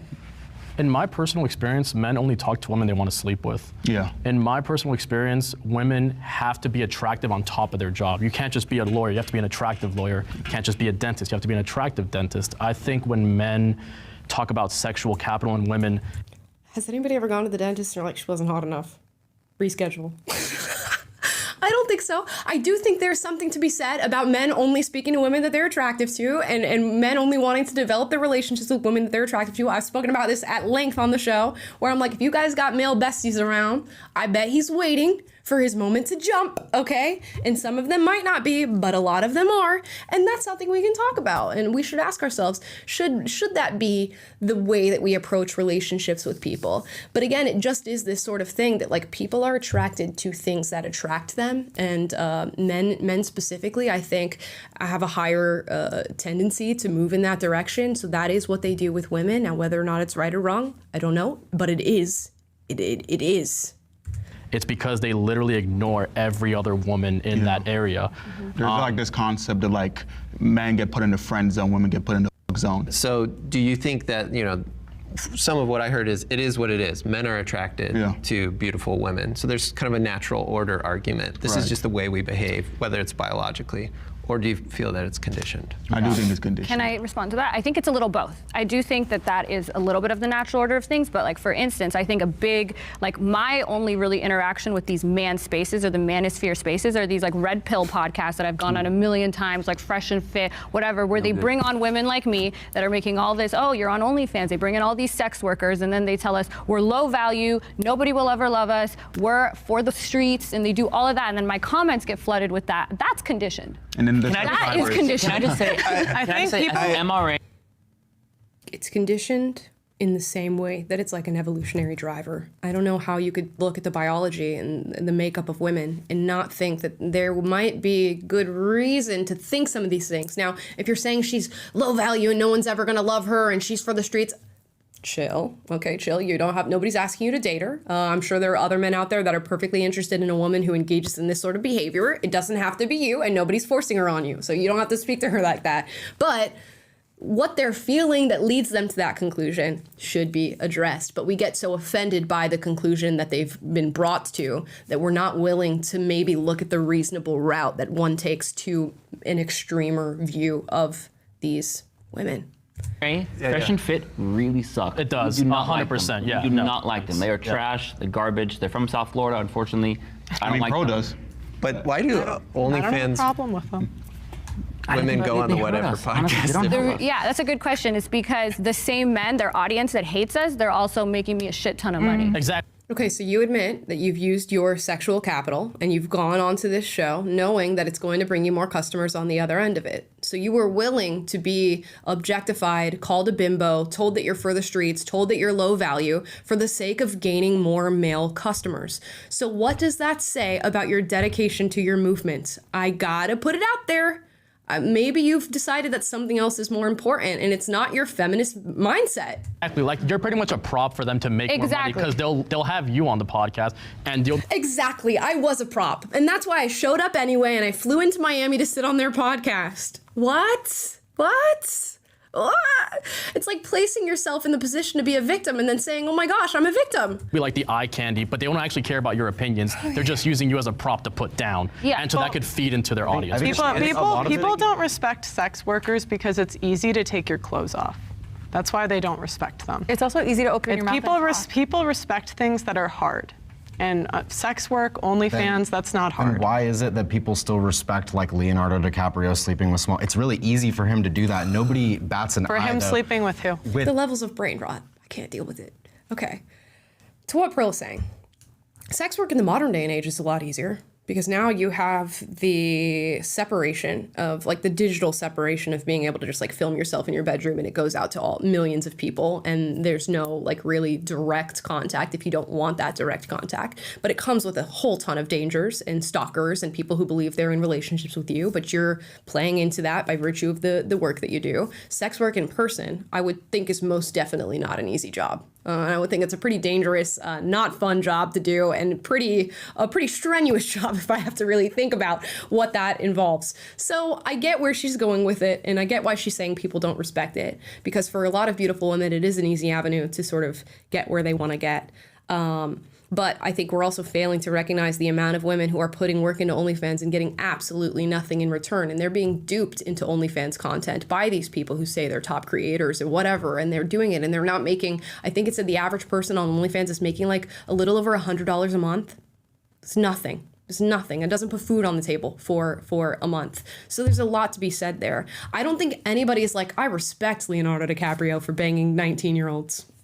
There are some men out there that are like, hell yeah, if you have the means of which to do that, I'm sure a lot of men will be doing that too. But I rarely see people being like, that's so cool. He's so respectable for dating girls that are fresh out of high school. I think everybody pretty much acknowledges it's weird. They make jokes about it in Hollywood. He's the butt of many a joke when it comes to his sexual preferences. But a lot of men would do it if they could.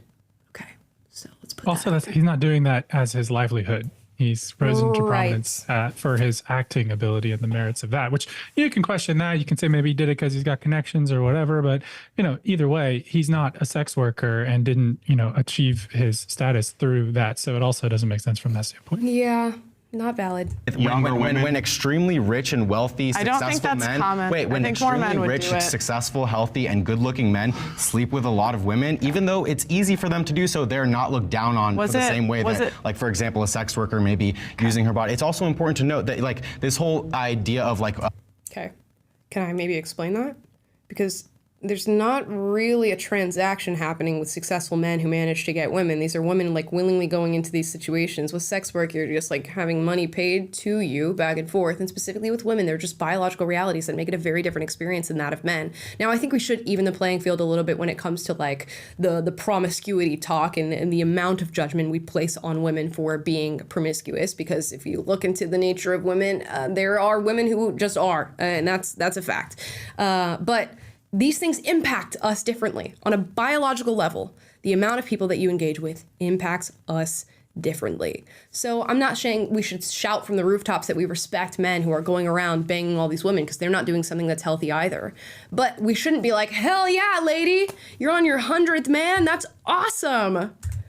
sex workers and OnlyFans girls like making a ton of money is extremely new. Who owns like 99% of the actual porn industry and the production studios? It's men.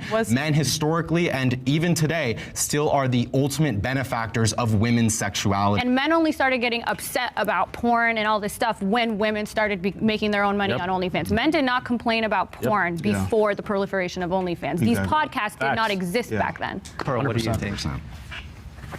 I mean, it's definitely changed a lot of ways, especially with the infusion of the money into the like sex work economy. And I think the ease with which women have been able to get into sex work and make money, not all of them, in fact, not most of them, has maybe brought about a new view and maybe a little bit of aggression towards women, maybe even a little bit of jealousy in the case of a lot of men who see that women can do this and they think it's like an easy route to make money and they can't do it, and that they harbor a little bit of jealousy over that.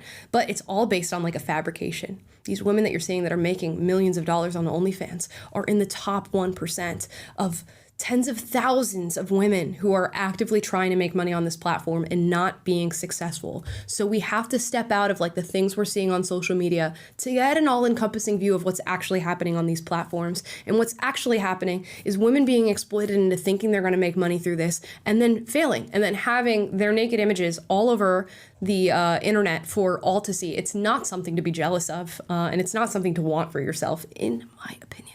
Not judging the women who do want that for themselves and they want to do it. I mean, I'm judging them a little bit in that I'm seeing what's actively going on here, and I'm saying, hey, but I'm not going to say you shouldn't be able to do that or you shouldn't do that if that's your choice. Was it difficult for Leonardo DiCaprio to become rich and successful? Is that a difficult thing to do? In his case, maybe, but for a lot of men, not necessarily. Subjective, not an argument. So now you can point, what if he turns over to her and points to a male Nepo baby who got everything handed to him and is now successful and is banging 20-year-olds? Not necessarily the question we want to be asking. To be a world-renowned... Do you think it Could you just answer yes or no? Is that hard to do? That's a vague-ass question. But Pearl, what do you think? I think it's hard to do, and that's why people respect it. Do you think being a sex worker is easy to do, so people don't respect it? But lots of people do easy things. They start YouTube channels spewing nonsense. Most That's really easy. OnlyFans also don't make a lot of money. Triggered. Most OnlyFans girls do not make a lot of money. And they're not respected either. Are men who were born into wealth and naturally good looking, when they sleep with a lot of women, are they demonized for that and called sluts? It's so interesting because I know the male feminist wants to virtue signal on this point and say, I respect women as just as much as men. Look at the women they date. They are not going after OnlyFans models, and they're making that judgment.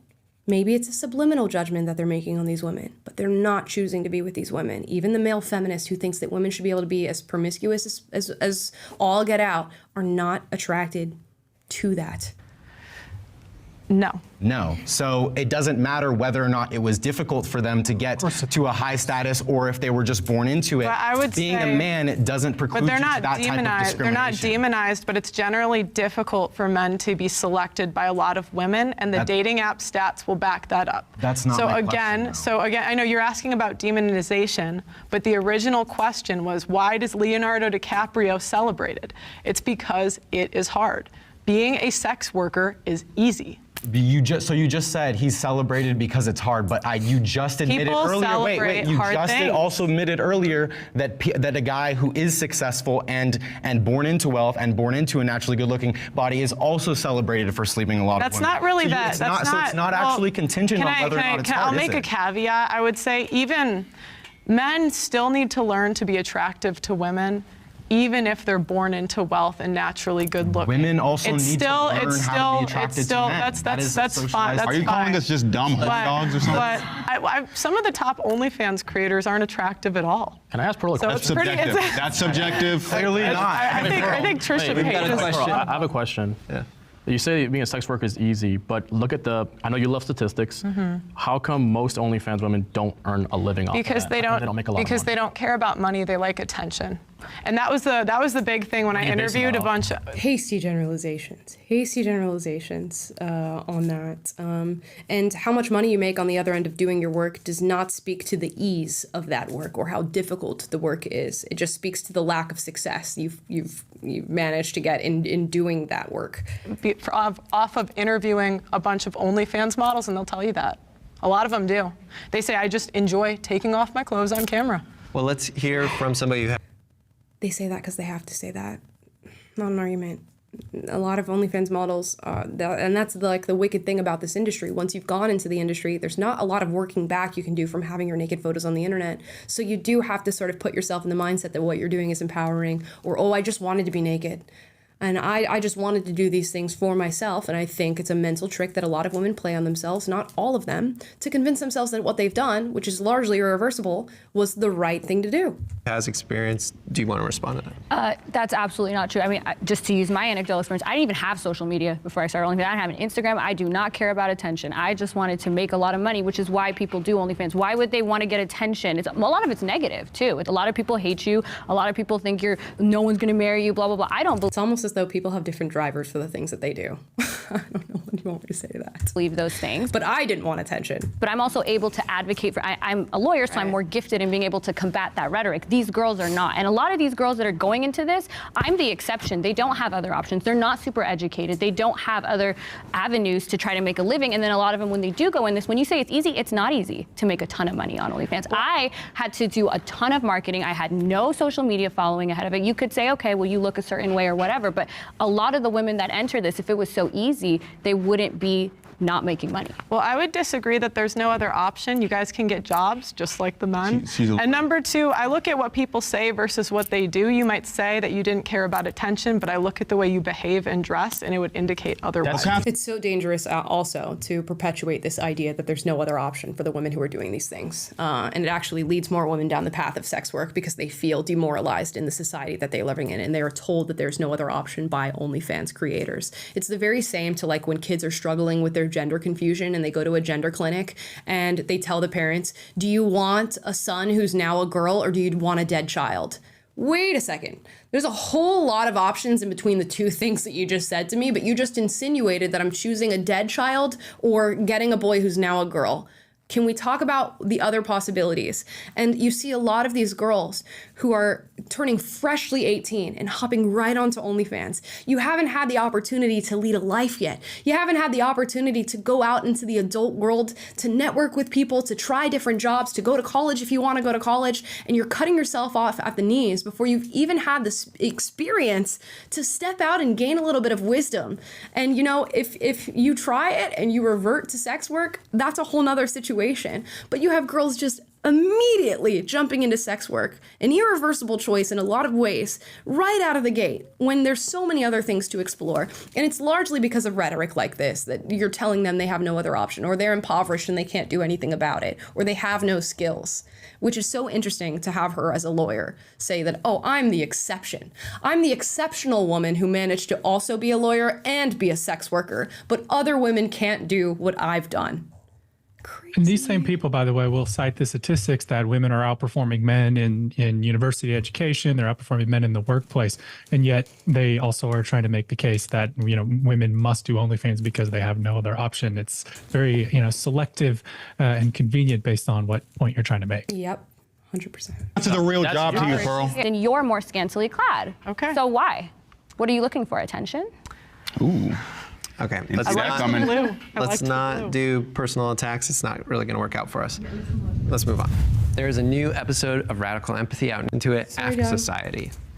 What is this? Feminism is trying to remove masculinity from society. It's trying to redefine it. I mean, like, their view of masculinity is not my view of masculinity. So in a lot of ways, it's removing what I would believe is traditional masculinity from the world. But I want to put the caveat on that like, I think men can express themselves however they want to. And if that's in a traditionally feminine way, more power to you. If you're a little mix of both and, you know, falling all over the place on different things, 100%, totally natural. If you're like ultra masculine, totally cool. But this push to tell men that choose to be masculine that they're making the wrong choice or that their choices are toxic is what I take issue with. If you agree, please step forward.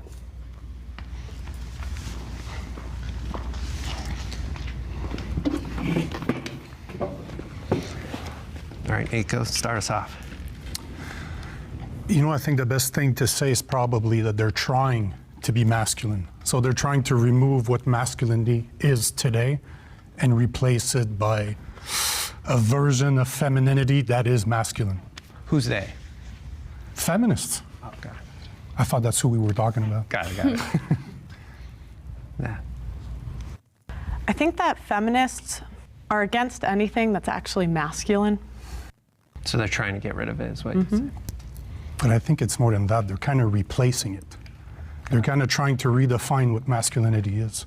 So, you know what? Probably the better answer is traditional masculinity is being replaced by something that is not masculine at all. And I mean, I'll go even further than that. They're saying that masculinity is wholly socially constructed and doesn't actually exist, that it's just some sort of figment of our imaginations that we've built up through years of, I don't know, human communication with one another. And that's certainly not true. Masculinity is a very real thing. That if we mind erased all human beings right now to where we don't have these like preconceived notions that society has brought onto us, you would see masculine traits form in men and feminine traits form in women. And of course there would be outliers, but we would be able to recognize the patterns between the two sexes. Well, and the question is, how do you raise masculine men? You need fathers in the home to teach them it. And feminism have given incentives to take the father out of the home. And do you want to give us a few examples before we pull these guys in? Well, what % of men actually get custody of their children? It's 50% of their DNA. Why don't they get 50% custody? All right, let's bring in our disagreeers.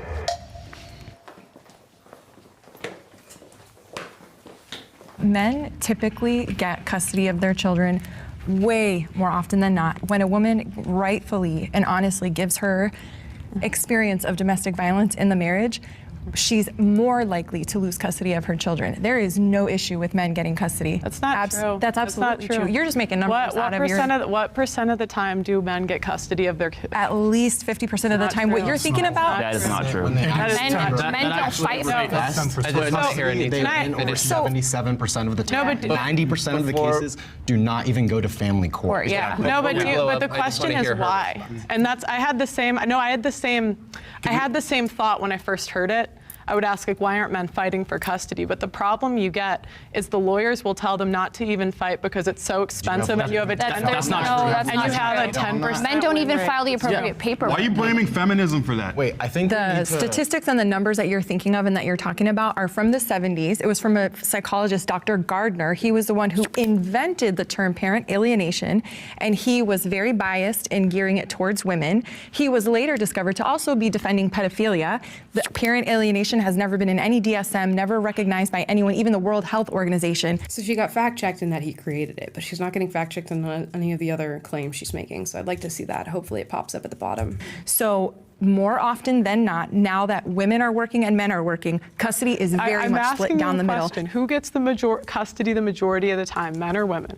So men who fight for custody actually are far more likely to get it. To get back to the question, I found the question somewhat too vague. I mean, do feminists want... Why does there have to be a fight for 50-50 custody is the question. I don't know why that would be something you have to fight for and advocate for rather than something that happens by default.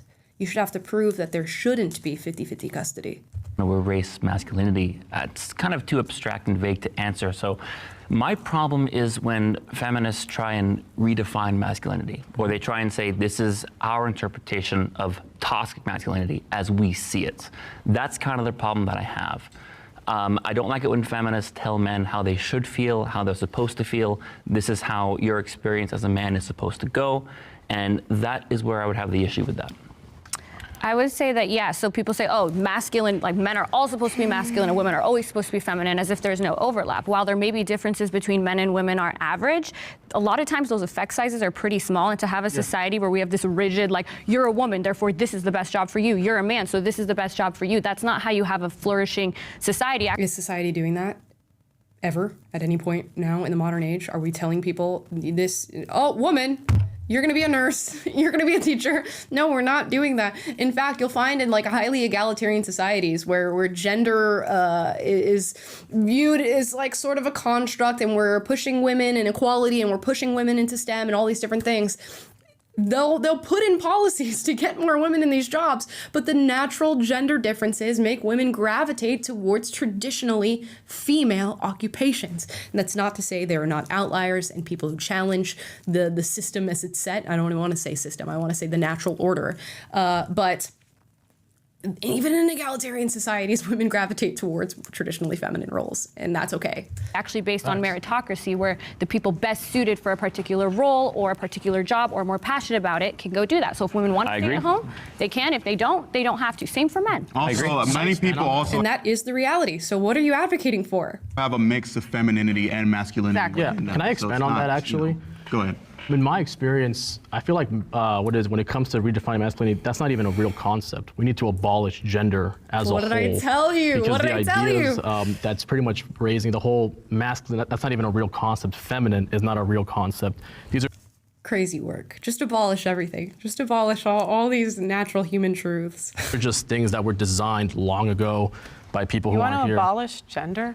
Yeah, it's not real. Tell that to the testosterone that is coursing through your veins. Tell that to your 24-hour hormone cycle versus our 28-day hormone cycle. Tell me that our differences are not constructed in our DNA and that they don't shine in the way that we lead our lives. It's not real. It's a human construct. If the complaint is that feminists, which aren't synonymous with women, obviously we have two male feminists right here. If the complaint is that feminists want to reconstruct a new idea of masculinity that is actually healthy, that allows men to realize when they are victims, when they are going through things like depression or suicidal or alienation or any matter for that fact, we have to recognize that that is going to be to the benefit of men, right? Yeah. So, But I don't know anybody, especially me, I'm as masculine as they come, I would never say that that's wrong. What you just said is absolutely right. But the point in the matter is there are things that women do better than men. They're better caretaker. They care more, they love more. This is why if you look at the University of Ottawa studies, they show that within the next 10, 20 years, 75 to 90% of caretakers will be women, as in medicine, not just nurses, we're talking all across the board. But does it have to be that way? Does it always have to be that way? But hold on. that completely side. It doesn't have to be anything. It is.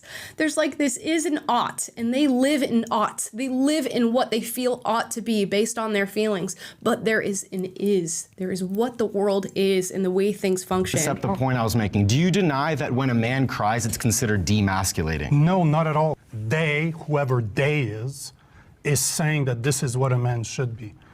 The thing, men don't deal with their emotions the same way women do. Because they're not taught to from No, childhood. that's You're a boy, you get a truck. You're a girl, you get a doll. You're going to be good at cooking. Go play in the toy kitchen. You're a big tough man. Go get the army soldiers. That's why. Basically, Meanwhile, these are the same people that when like a girl picks up an action figure, they're like, we gotta go to the gender clinic. She's a boy. We need to get her on puberty blocker stats. Do you think you have the special answer of the right way to tell the kids? Of course she does. Yeah. No. Do you? No. Yeah. No, I don't. I think when you let a child, when you look at having children as I'm bringing independent thinking little humans into this world, and I want them to grow into whoever they are meant to be, whatever that is, whether it's a male ballerina or a female NFL coach. I want this little person that I love so much to be whatever they want to be.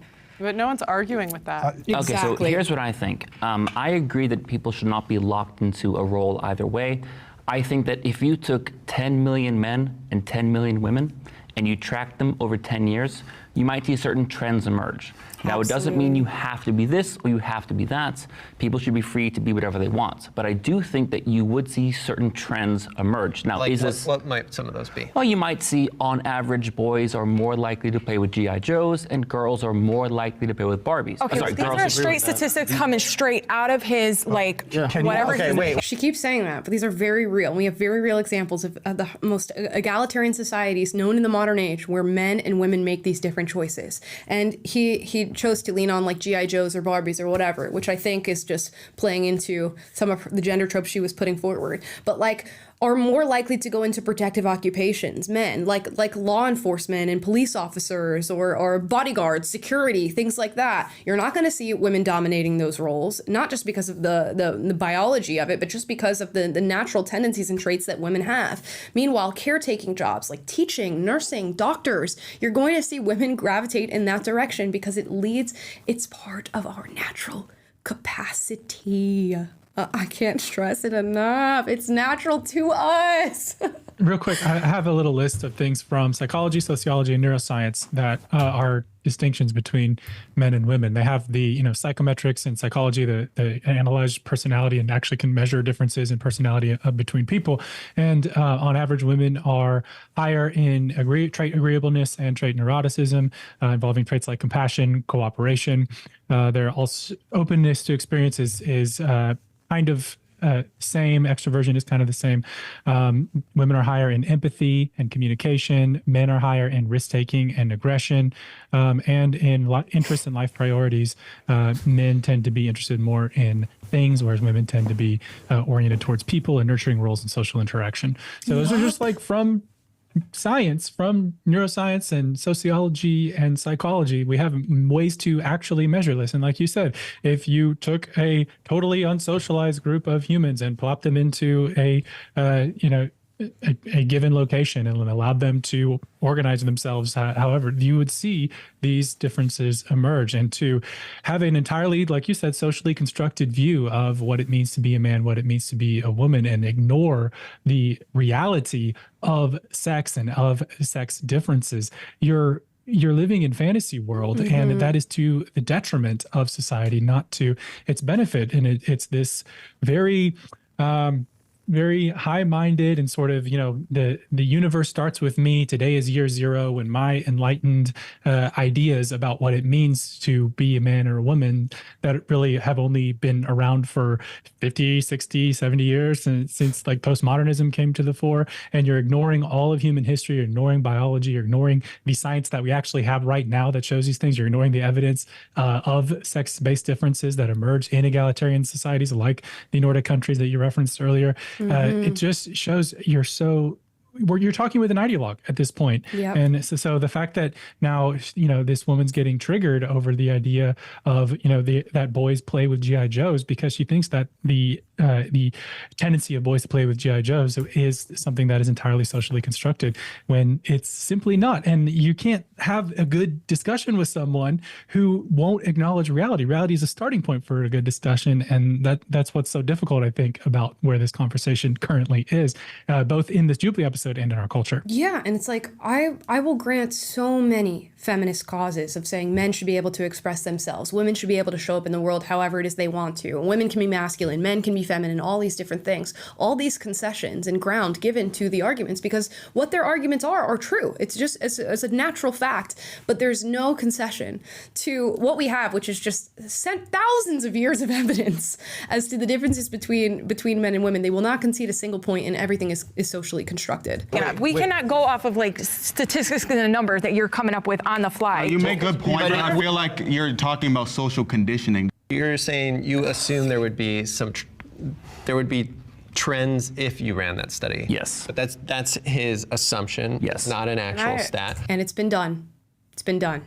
Denmark, Norway, I don't know, like Sweden. Look at all these different places that leftists cite as being these utopian places, and men and women are making very different choices. But does anybody on the feminist side do you believe that masculinity is a thing? Well, I mean, it's a thing in the way that race is also a thing. It's not biological, it's not fixed, but it's a real social construct that does have real impacts on people's everyday lives. And I understand what you're saying, that there are going to be deviations and differences, and the test is whether or not those deviations are socially constructed, environmental, or biologically based. But I think that we have no clue to the extent that things are truly socially constructed. For millennia, women have been barred out of educational purpose, but now women are actually graduating men. They're actually they have useless earning better grades They than have men useless in many degrees. instances. And this is where the failure is on the side of Pearl. She feels the need to put women down. She feels the need to invalidate women. She feels the need to say that women shouldn't be able to vote. That is not where the conversation lies. The conversation lies in that men or women are different but equal, and they deserve equal opportunity and equal treatment, but they are different individuals. One is not lesser than the other. And she feels the need to invalidate women for what reason, I don't know, considering she's a woman in a male-dominated field anyway. So I don't know how this is working out for her in doing this. But that's not the argument here. You should say that we're different and equal. Nothing of See, importance to say. I would agree. I think it's a mixture of biology and conditioning. So it's interesting to imagine 100 years from now, how will it play out? But I do think it's a mixture of both, so I do agree with that. That's nature versus nurture. We've known that. We've understood that. That's nothing like mind-blowing and new. You said you were the most masculine person here. Can you define what masculinity is? Exactly. I would like to hear that. 5 things. A man's a provider. He needs to be a protector. Him just hearing that question and going, 5 things. Super masculine. Okay, 5 things. Super masculine. Now, we're going to see if his traits, I agree with his traits. We'll see if this is actually true. I don't know. Of course. He needs to have faith. He needs to have courage. Well, you got it. So if they don't do that, they're He's already off track. He said protect and provide. I'm like, okay, I can hear that out. That is a naturally male trait. Although women protect and provide in different ways. We just have different ways of doing these things. Faith has nothing to do with masculinity. Courage has nothing to do with masculinity. These are shared traits among the sexes. So we would talk about, like, I don't know, the way that men think is wholly different. Like the sexual nature of men is wholly different. The hormonal nature of men is wholly different. You may think that men and women think the same and are the same. They are not the same in any way, shape, or form. And if you spend any amount of candid time around men as a woman, you will recognize that, and very quickly. The way we think about problems and issues is completely different. And yes, it's somewhat a matter of socialization, but it's also biological reality to us. So, I mean, the nurturing, compassionate, intuitive nature of women is wholly different than the more like analytical, people hate this, but like logical, assertive, aggressive nature of men. And it's dictated by hormones and your brain structure and all of these different things that are wholly different. The biological makeup of men is different in that they have more bone density, larger hands, larger feet, larger lung capacity. The way we process things is wholly different. And that shows up in strength and physical capacity and all these different things. So these are what the metrics that I would use to define masculinity, in that if you erased everything that we know as human beings, new science would emerge and we would be able to track what I'm saying right now with just like pretty much a relative accuracy, without any preconceived notions about gender and masculinity and femininity. We would find out that there are differences between men and women. They're not masculine by your definition. Yeah, why is faith masculine? You have to build. Okay, to answer your question, I'll ask you a question. How do you build self-confidence? You don't need faith to do that. You don't need faith to do that. No, you don't. Oh, hold on. You're assuming that faith, I'm talking about God. Don't assume what I'm assuming. No, but faith in yourself. Self-belief starts with believing in yourself. Women have to do that too. It's not a trait of masculinity. That's faith. Because at the beginning, you won't believe. Why is that masculine, though? Anybody could have that. Do you think that there's masculinity? No, it's not a real concept. Femininity is not a real concept. Aren't you a men's rights activist? I'm a men's rights activist, but that's just the other same side that's the same side, what's it called? Same side of feminism. I believe in destroying the patriarchy. I believe in destroying the ideas of gender. I agree with everything you're saying, because the ideas that you guys are talking about with how men are emasculated, not allowed to cry, or people think their emotions aren't valid. I agree with all that. That's not women's fault, and those aren't even like masculine traits. These are all just ideas that were just fed to us by the patriarchy, and we need to destroy it. Then why are you a men's rights activist? Only because I feel like this side understandably has a lot of bad actors and grifters, and there aren't a lot of people on this side who thoroughly align themselves with feminists. I have a lot of friends who are feminists. I align myself with most trans feminists and feminists of color. And this is the postmodern view of things. You can call yourself a certain name or label yourself in a certain way, and in no way, shape, or form be congruent with the actual movement behind that label. But the labels mean nothing, and everything's socially constructed. So I can call myself a men's rights activist while actively saying things that fly in the face of what men's rights activists are working on, because it's all socially constructed, and I can take on whatever label I want at any given time. The reason why I'm mostly on this side is honestly just because I can sympathize with the plight of most men not feeling valid and not feeling heard. And I think that should be talked about. The problem is the people who are leading that conversation tend to be folks who are still rooted in the concept of gender. And I think that's detrimental to the movement. Guess what? You kind of have to be rooted in the concept of gender to call yourself a men's rights activist. Keyword being men. How can you not be rooted in gender and say that you're one of these things?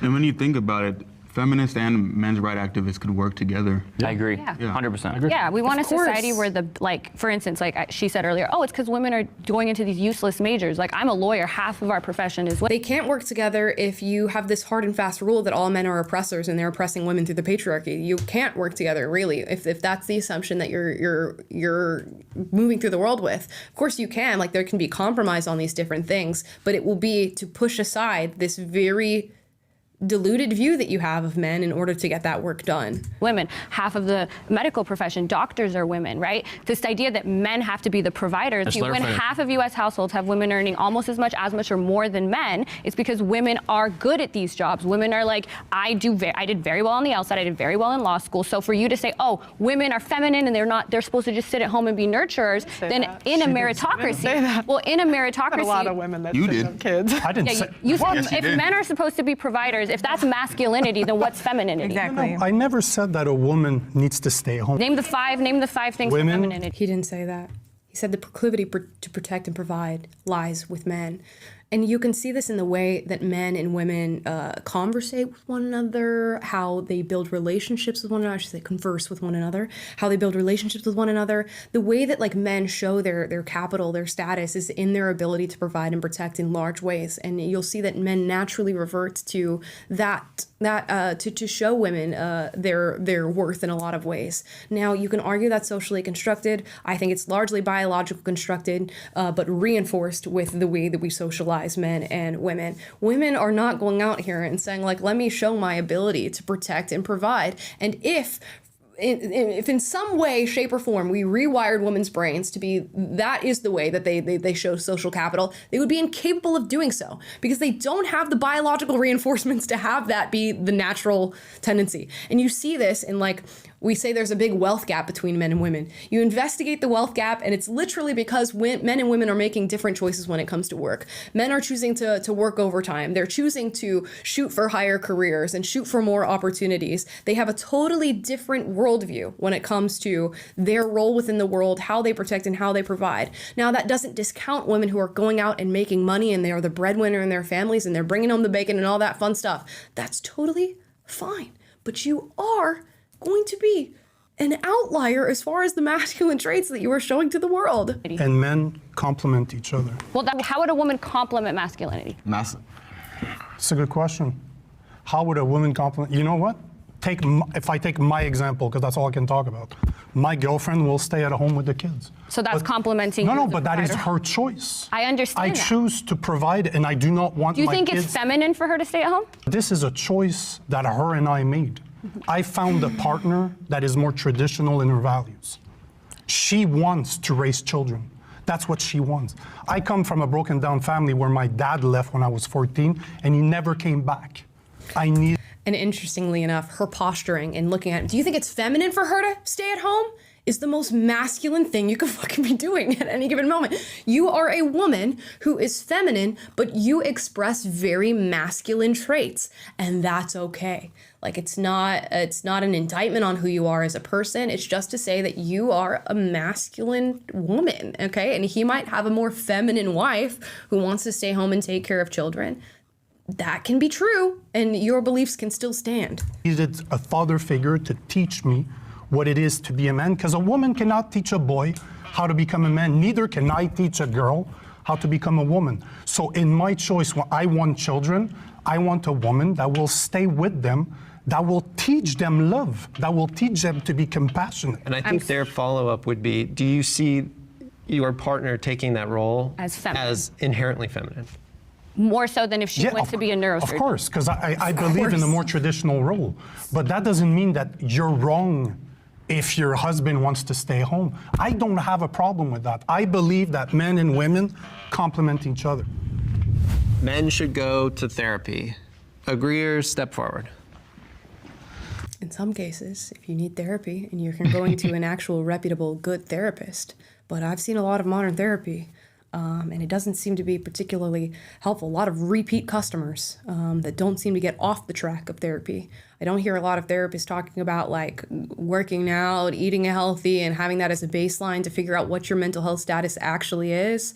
But that's not to discount all forms of therapy. There are lots of effective modern day therapies that are working for a lot of people. So this idea that all men should go to therapy, it's just a 2024 virtue signal that we say because we're in like this whole therapized world right now. But I'm looking at the results of some of the therapy that people are getting out there, and it's not necessarily promising at all. Yeah. If you need therapy because of some sort of trauma or some sort of besetting, issue that you can't get over, then great. Yes, of course, absolutely. There shouldn't be like a stigma that men can't go to therapy because it's, not manly or whatever. But just to make a broad statement that men should go to therapy because we all need therapy, because we all have to, have our weekly meeting with our therapist and our, emotional support animal and all these things. Like, I think we need to chill on some of that stuff in this modern day and age. So if you need it, sure. Sure. Sorry. So I would be very cautious when it comes to, I'm not against it per se, but it's just, I think there's a lot of things that are not completely sound. But I'm not against the idea of men going to therapy. If you find a good therapist and it helps you, sure. Yeah, good therapy, not like I think what you're talking, there is some people that weaponize therapy talk that basically try to psychoanalyze people and use false like stereotypes about them. But good, honest therapy, I feel like men, women, everybody could benefit from that. And I feel like as men's right advocates, it's just because our society is sick and people are not building actual human connections. Men don't have friends. They're not going out and being particularly active. They're not leading healthy lifestyles. Women are not either, in large part. So it like gives way to like this solution to an issue that society is bringing about. And that solution is therapy, which is largely just going to an outside party and talking to somebody. It's meeting somebody new and talking your problems with them, which you could be doing with friendships and relationships and just building interpersonal relationships with people. But a lot of people aren't because our society is, while we're so like globalized and connected, is not conducive to creating good relationships. You guys should be striving for men, you know, taking their mental health more serious. Has it benefited you if you are willing to share? I used to take therapy back in high school due to like, uncertainty about the future and my academics and stuff like that. And it did me good. And I feel like a lot of people just need someone to talk to. And therapists is, that's what they're made for, Well, I will say personally, I do think therapy is important, but I do have a problem with how it's seen as like the end-all be-all solution to men. Like, to me, America is such an isolationist country that even our forms of healing are isolationist. Like, go out somewhere, come back healed. Yeah. The solution is always therapy and pills. It's never community or compassion. Right. And I think that should be, like, to me, everybody I know, I've done therapy personally. I've been in it for a couple of years. I agree with that. I agree with what he said. Community, compassion. I mean, mixed with the compassion is like some people need tough love too. And that is compassionate. It is compassionate to give people a little bit of tough love from every now and then. Yeah. It's fine, but what really has helped me is just finding community, finding other friends, talking to people. That could be therapy in itself. No, it is. Yeah. It's just. But there's a definition of therapy that I think is wrong. And that's why I was hesitating, because community. Explain what you mean.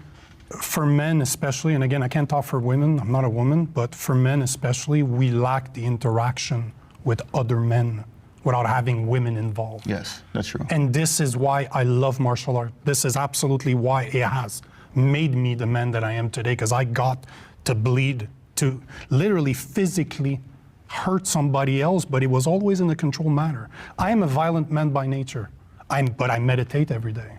I have my violence under control because I was shown techniques to control myself. Very true. And a lot of men don't have that outlet, and they're feeling this violent aggression that is bubbling inside of them, and then being told that it's toxic and there's not like a way to alleviate that, which is why, I don't know, you'll see a lot of men who struggle with mental health or addiction and all these things. On the other end of it, they're like doing karate or jujitsu or, you know, Krav Maga or whatever it is that they're doing.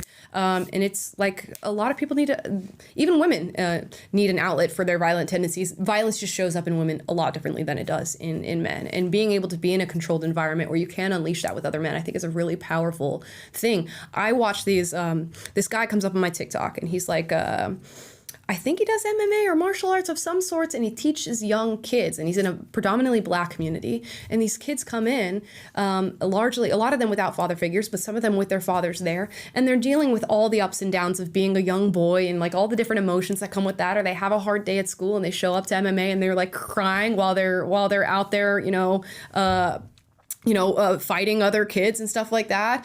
And to have a masculine guy who says like, it's okay to feel these emotions. It's okay to be crying right now. It's okay to be upset with where you're at right now. How can we channel that anger that we're feeling and all that pent up energy that we have into developing a new skill, into releasing some of that aggression? I think a lot of men need that. So, and we do live in a sort of like feminized society in a lot of ways. A lot of guys are growing up without fathers, which means they're with a mom. And to be honest, a lot of women don't understand the violent tendencies of men or the mental aggression that a lot of men feel. So it's not that they're inept or they're ignorant, but not in an ignorant way that like you're doing it on purpose. It's just that you couldn't possibly know what men are thinking because you're not a man. So a lot of boys aren't finding that outlet and aren't being trained to hone in on the violent tendencies they have. And when you're not trained, your violence is going to show up in ways that are not good for society.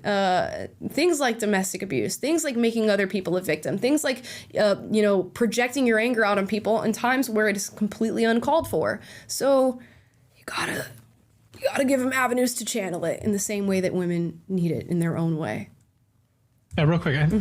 Speaking of like male nature, I think there is like this, when it comes to like male identity, there's this inherent question in men of like, am I good enough? Am I, do I meet the standard? Am I good enough to like hang with other men and kind of be a part of the group? And I think men participating in things like MMA or organized sports in general is a really great outlet to get to do that in an environment where you have to, feel the sting of defeat and learn to, lose with some humility and learn to face that, but also be encouraged and learn how to win. And I think that's such a healthy sort of developmental outlet that I think is undervalued for men. It's not to say you can't learn that in other settings or without sports, but for me, I play beach volleyball. It's kind of my thing, and yeah, it's allowed to get out that aggression. But I think especially when you're young and there's young boys, there's this need to kind of just get out there and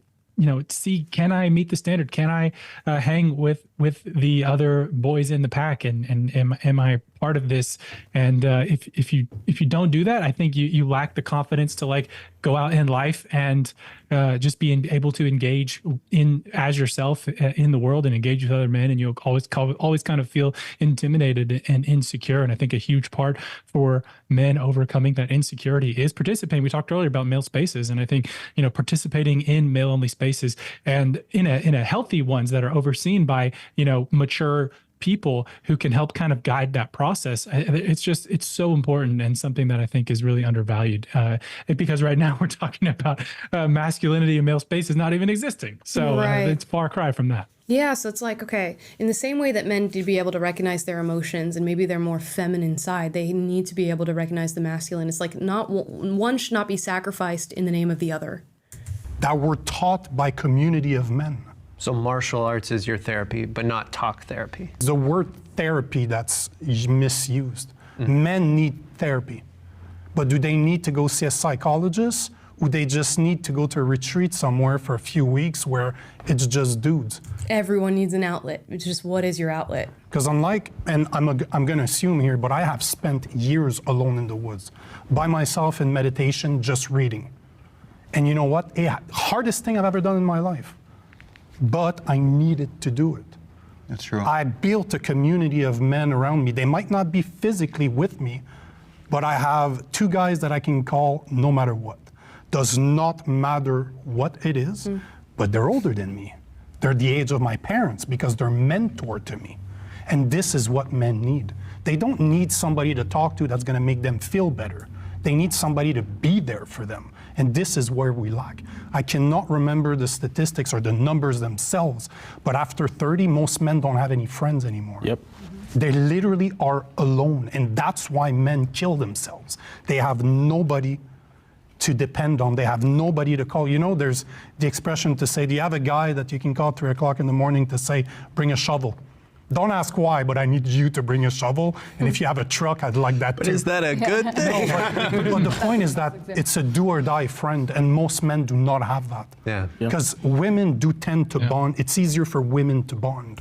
And don't forget that, like, therapy, at least in the like traditional sense of like the most common form of therapy that people go to, is naturally geared toward like a feminine conversation. It's not really masculine in nature in the way that therapists are approaching their clients and patients. And I think that does need to be honed in a little bit, the gender differences and how to talk to people. It's kind of like in relationships, how like women will come to cry about their problems and the man's like, do you want solutions? I've got, you can do A, B, C, D or whatever, which is kind of the mindset that I have. And it's a masculine mindset in a lot of ways. But some people just want to be like heard, and they want to analyze, and they want to think about like what in their childhood led to the issues that they're dealing with now. And that's totally valid and something that should be explored. And we should all be introspective in that way. But a lot of men don't flourish in environments that are like that. They need time away to face their thoughts, or they need to like confront something and confront their emotions and let things out. And you know, that might not be the same way that others deal with things. It is. Just think like many men can bond with other men, but I feel like instead of doing that, they look at women to solve their. No, I agree with that, actually. I think a lot of, I see this a lot in the men's rights activist movement, where basically, again, we turn to women to use their emotional labor to sort of like, you know, kind of just, oh, women are natural caretakers. They're not, nobody's a natural anything. And it's a thing. Nobody's a natural anything. Where we need to start doing that for each other. Exactly. Like, again, I've been in 3 men's mental health spaces, and it's all usually just predominantly just me and a bunch of other progressive men just talking about pretty much just how we feel about the world. And that has done more for me personally than therapy has. Well, let's say this. Some men don't even think to do that until they meet a woman. If we know that women are more in tune with their emotions, they have better intuition, they're more skilled at the caretaking and the nurturing side of things. Some men don't ever encounter that energy until they meet another woman. And then they're suddenly like, oh, wow, these are things that I can have a conversation about. So you can call that emotional labor from women, or you can call that like a man who's starting to explore something outside of the masculine because he gets a little bit of feminine energy, which is what everybody needs it in some way, shape, or form. I don't know if you're getting it through your friends, if you're getting it through your significant other. Children is a really big thing too. A lot of men are not accessing parts of their brains in the way that they care for other people until there is a literal child that they've made in front of them. And that unlocks something in a man. It unlocks something in the way they view women, in the way they view young boys, in the way they view innocence, in the way they treat people. It softens a man as much as it fortifies his masculinity. So we can call that emotional labor. Oh yeah, your child's putting in the emotional labor of softening your husband, but it's like, it's just the reality. I've met somebody new with a different perspective, and I had a rigid perspective before, and now it's opening up. So it's just crazy. Come on now. Yeah, I can tell a little anecdote about just like, as a man processing emotions, like my tendency, like when I get upset or whatever, is just to kind of shut down and like not engage in further conversation, just kind of like withdraw and kind of brood. And then I'll go and like, you know, do some workout or go, you know, play video games or something, or just whatever I have to do to process my thoughts or give it some time. And then I can like re-engage in a rational way, and I've kind of solved it and move on. But I learned being married that like when I get upset and shut down on my wife, it makes her really scared, and it makes her have lots of questions, and she has no idea what I'm thinking, what I'm feeling, if I'm, you know, blaming her for all the problems, if I want to reconcile or anything like that. And so she's got all of this insecurity and sort of, you know, fear going on in her head because of how I'm acting, because it's different from how I normally act. And in my single life, I didn't have to think about how that affects anybody else. I could just kind of brood and do my thing and then, re-engage with the world when I'm ready to. But now my anger, when it besets me, affects somebody else, and I have to account for that. So then I have to confront whatever it is that I'm feeling, and okay, what I'm actually mad about. Okay, this happened. Let me talk this out with you. Here's what I'm feeling. It's hard sometimes because like I have a lifetime of not, processing out loud and talking through those things in the moment and having my own way of dealing with it. And it's not even necessarily that my old way of dealing with it was inherently unhealthy. It was just incongruent with being in a close relationship with a woman.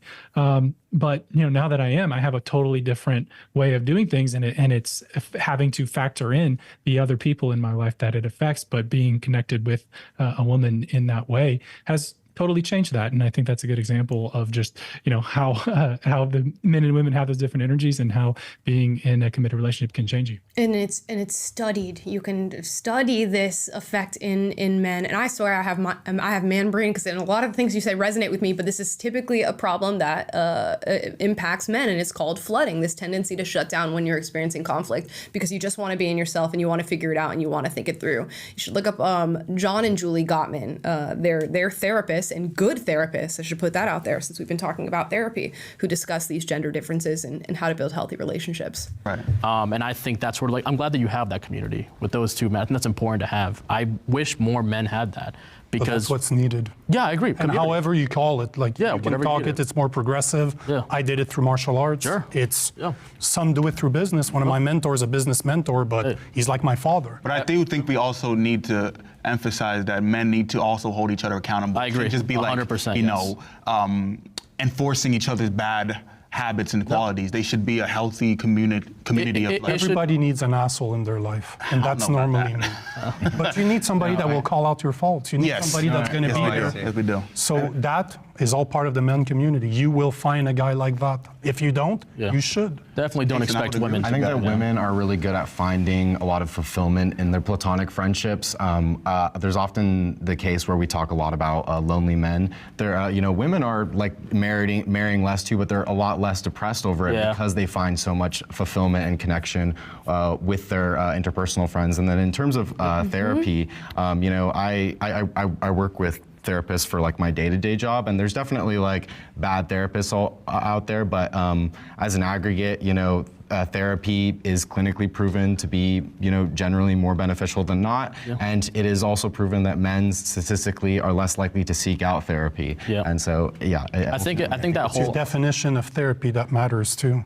Yeah. Because a lot of the men that I know, and again I've dealt with thousands of them, it is not done through a psychologist. It is done through physical activity. There actually is evidence. And I think that both are necessary. I think that seeking out a professional depends on the person. Might work for you, might not work for me. That's fair. And you need to actually open up when you talk. That was actually the thing I was going to say too. You always do. The best conversation I've ever had is when somebody just punched me in the face. We're both exhausted and we sit there, but I'm different from you. Obviously, we're not the same. Yeah, everybody. So to laugh at what I'm saying. I'm not violent by nature, not at all. Everybody's violent. No, I disagree. I disagree. I want to hurt a fly. But just the way you've rolled your eyes at some of my comments shows violence. You might not be physically violent, but the way you're responding is in a violent way. You just put a different definition on it. The way you deal with your problems, and I'm not saying you're right or wrong. You know better than I do on how to deal with your problems. What I'm saying is, the best conversations I've ever had is after physical exertion with another man. Let's bring in our disagreeer. I forgot you were there. So the only reason I disagree is because I think most therapists are crazy. In college, I would see all the girls that would be psych majors and they're always insane. So I think if you have 100 therapists, more will do more harm than good. I can understand if you don't agree with that, but that was the only reason I stayed. I think if you find a good therapist, man or woman, it's fine. It's very convenient you pick the field that most women are into, shame and disregard. It's why you seem to always attack She didn't pick the field. They asked her a question about therapy. Women's fields and degrade them and say they're not worth anything. That's my experience. Your experience. That's my experience. Good for you. Well, she was asked about therapy, so that's the field that came up. Yeah, right. But it's noticing a pattern of if it putting was a women man-dominated down field, do you think she would be yeah. saying the same thing? I don't think so. Well, men-dominated fields usually do better, so. Can I piggyback on? Like, what is Pearl, like, what information is Pearl taking in that she has any authority to, like, say the things that she's saying? Like I said, oh my gosh, broken clock is right twice a day. Something Ariel said, he was talking about how, you know, men should go to therapy because it helps reduce the emotional labor that their partners have to do. And I totally agree with that. That is exactly a reason why, because I can't tell you pretty much every romantic relationship I've been in, there's some element of me like teaching them what their feelings are. And especially now that I have children, that's even a reason why relationships break down, because when I can see a man and his behaviors are exactly parallel to my 8-year-old. We're going to skip ahead a little bit. I'm over this whole therapy discussion. We're going to move on to the next prompt. It's important for women to become mothers. Yeah, I mean, in a general sense, yes. Not every woman has to be a mother. In fact, if you don't want to be a mother, please don't be a mother. One of the worst things you can inflict upon this world is unloved children. So if you don't want to be a mom, please take a seat and do whatever, you know, to not engage in the behavior that leads you to being a mother. But yeah, I think a lot of women are being deceived into thinking they don't want to be mothers. And then biology takes its course and they realize, oh, I actually do want to be a mother. I do want to care for something, this sort of selfish endeavor that we can find ourselves in life. I want to give my time to something else. I want to give my energy to something else. Something has to live beyond me. And then they realize, oh, I want to be a mother. And then it's too late. Also, just got to say, you know, as usual with the prompts, you can always take it a different way, but it's literally, civilizationally speaking, important for women to want to become mothers because the human race will extinct if they don't. But we did get a $50 super chat here from a scout in the Bradley. We read those immediately. It says, I used to like Pearl, and then she went off the deep end. Yeah, and this can happen. You start off on a trajectory, and then you feed into the most radical of your audience, and it seems like that's exactly what she's done by being a woman who claims to have very valid opinions and to be, you know, vocalizing the plight of men. She also is simultaneously advocating that women have their voice stripped away. So I don't know how those two things work in tandem, that you are a woman who has seemingly found a voice that's been valuable and you're speaking to an issue as a woman with your own independent brain, but saying that women are incapable of coming to these thoughts and opinions on their own. Very interesting person.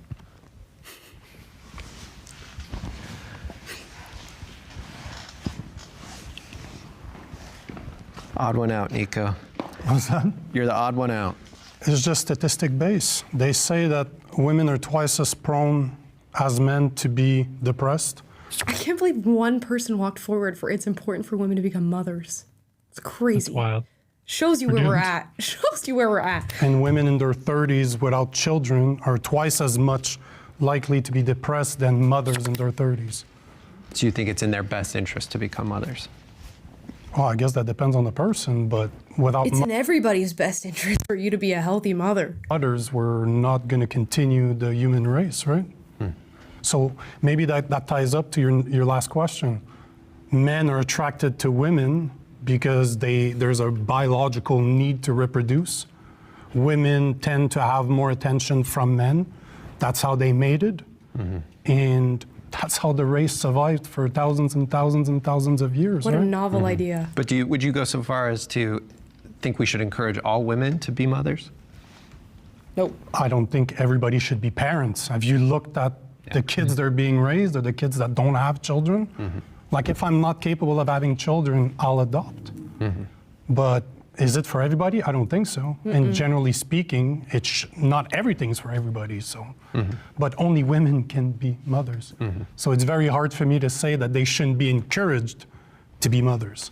Got it. All right, let's bring in all of our disagreeers. Absolutely.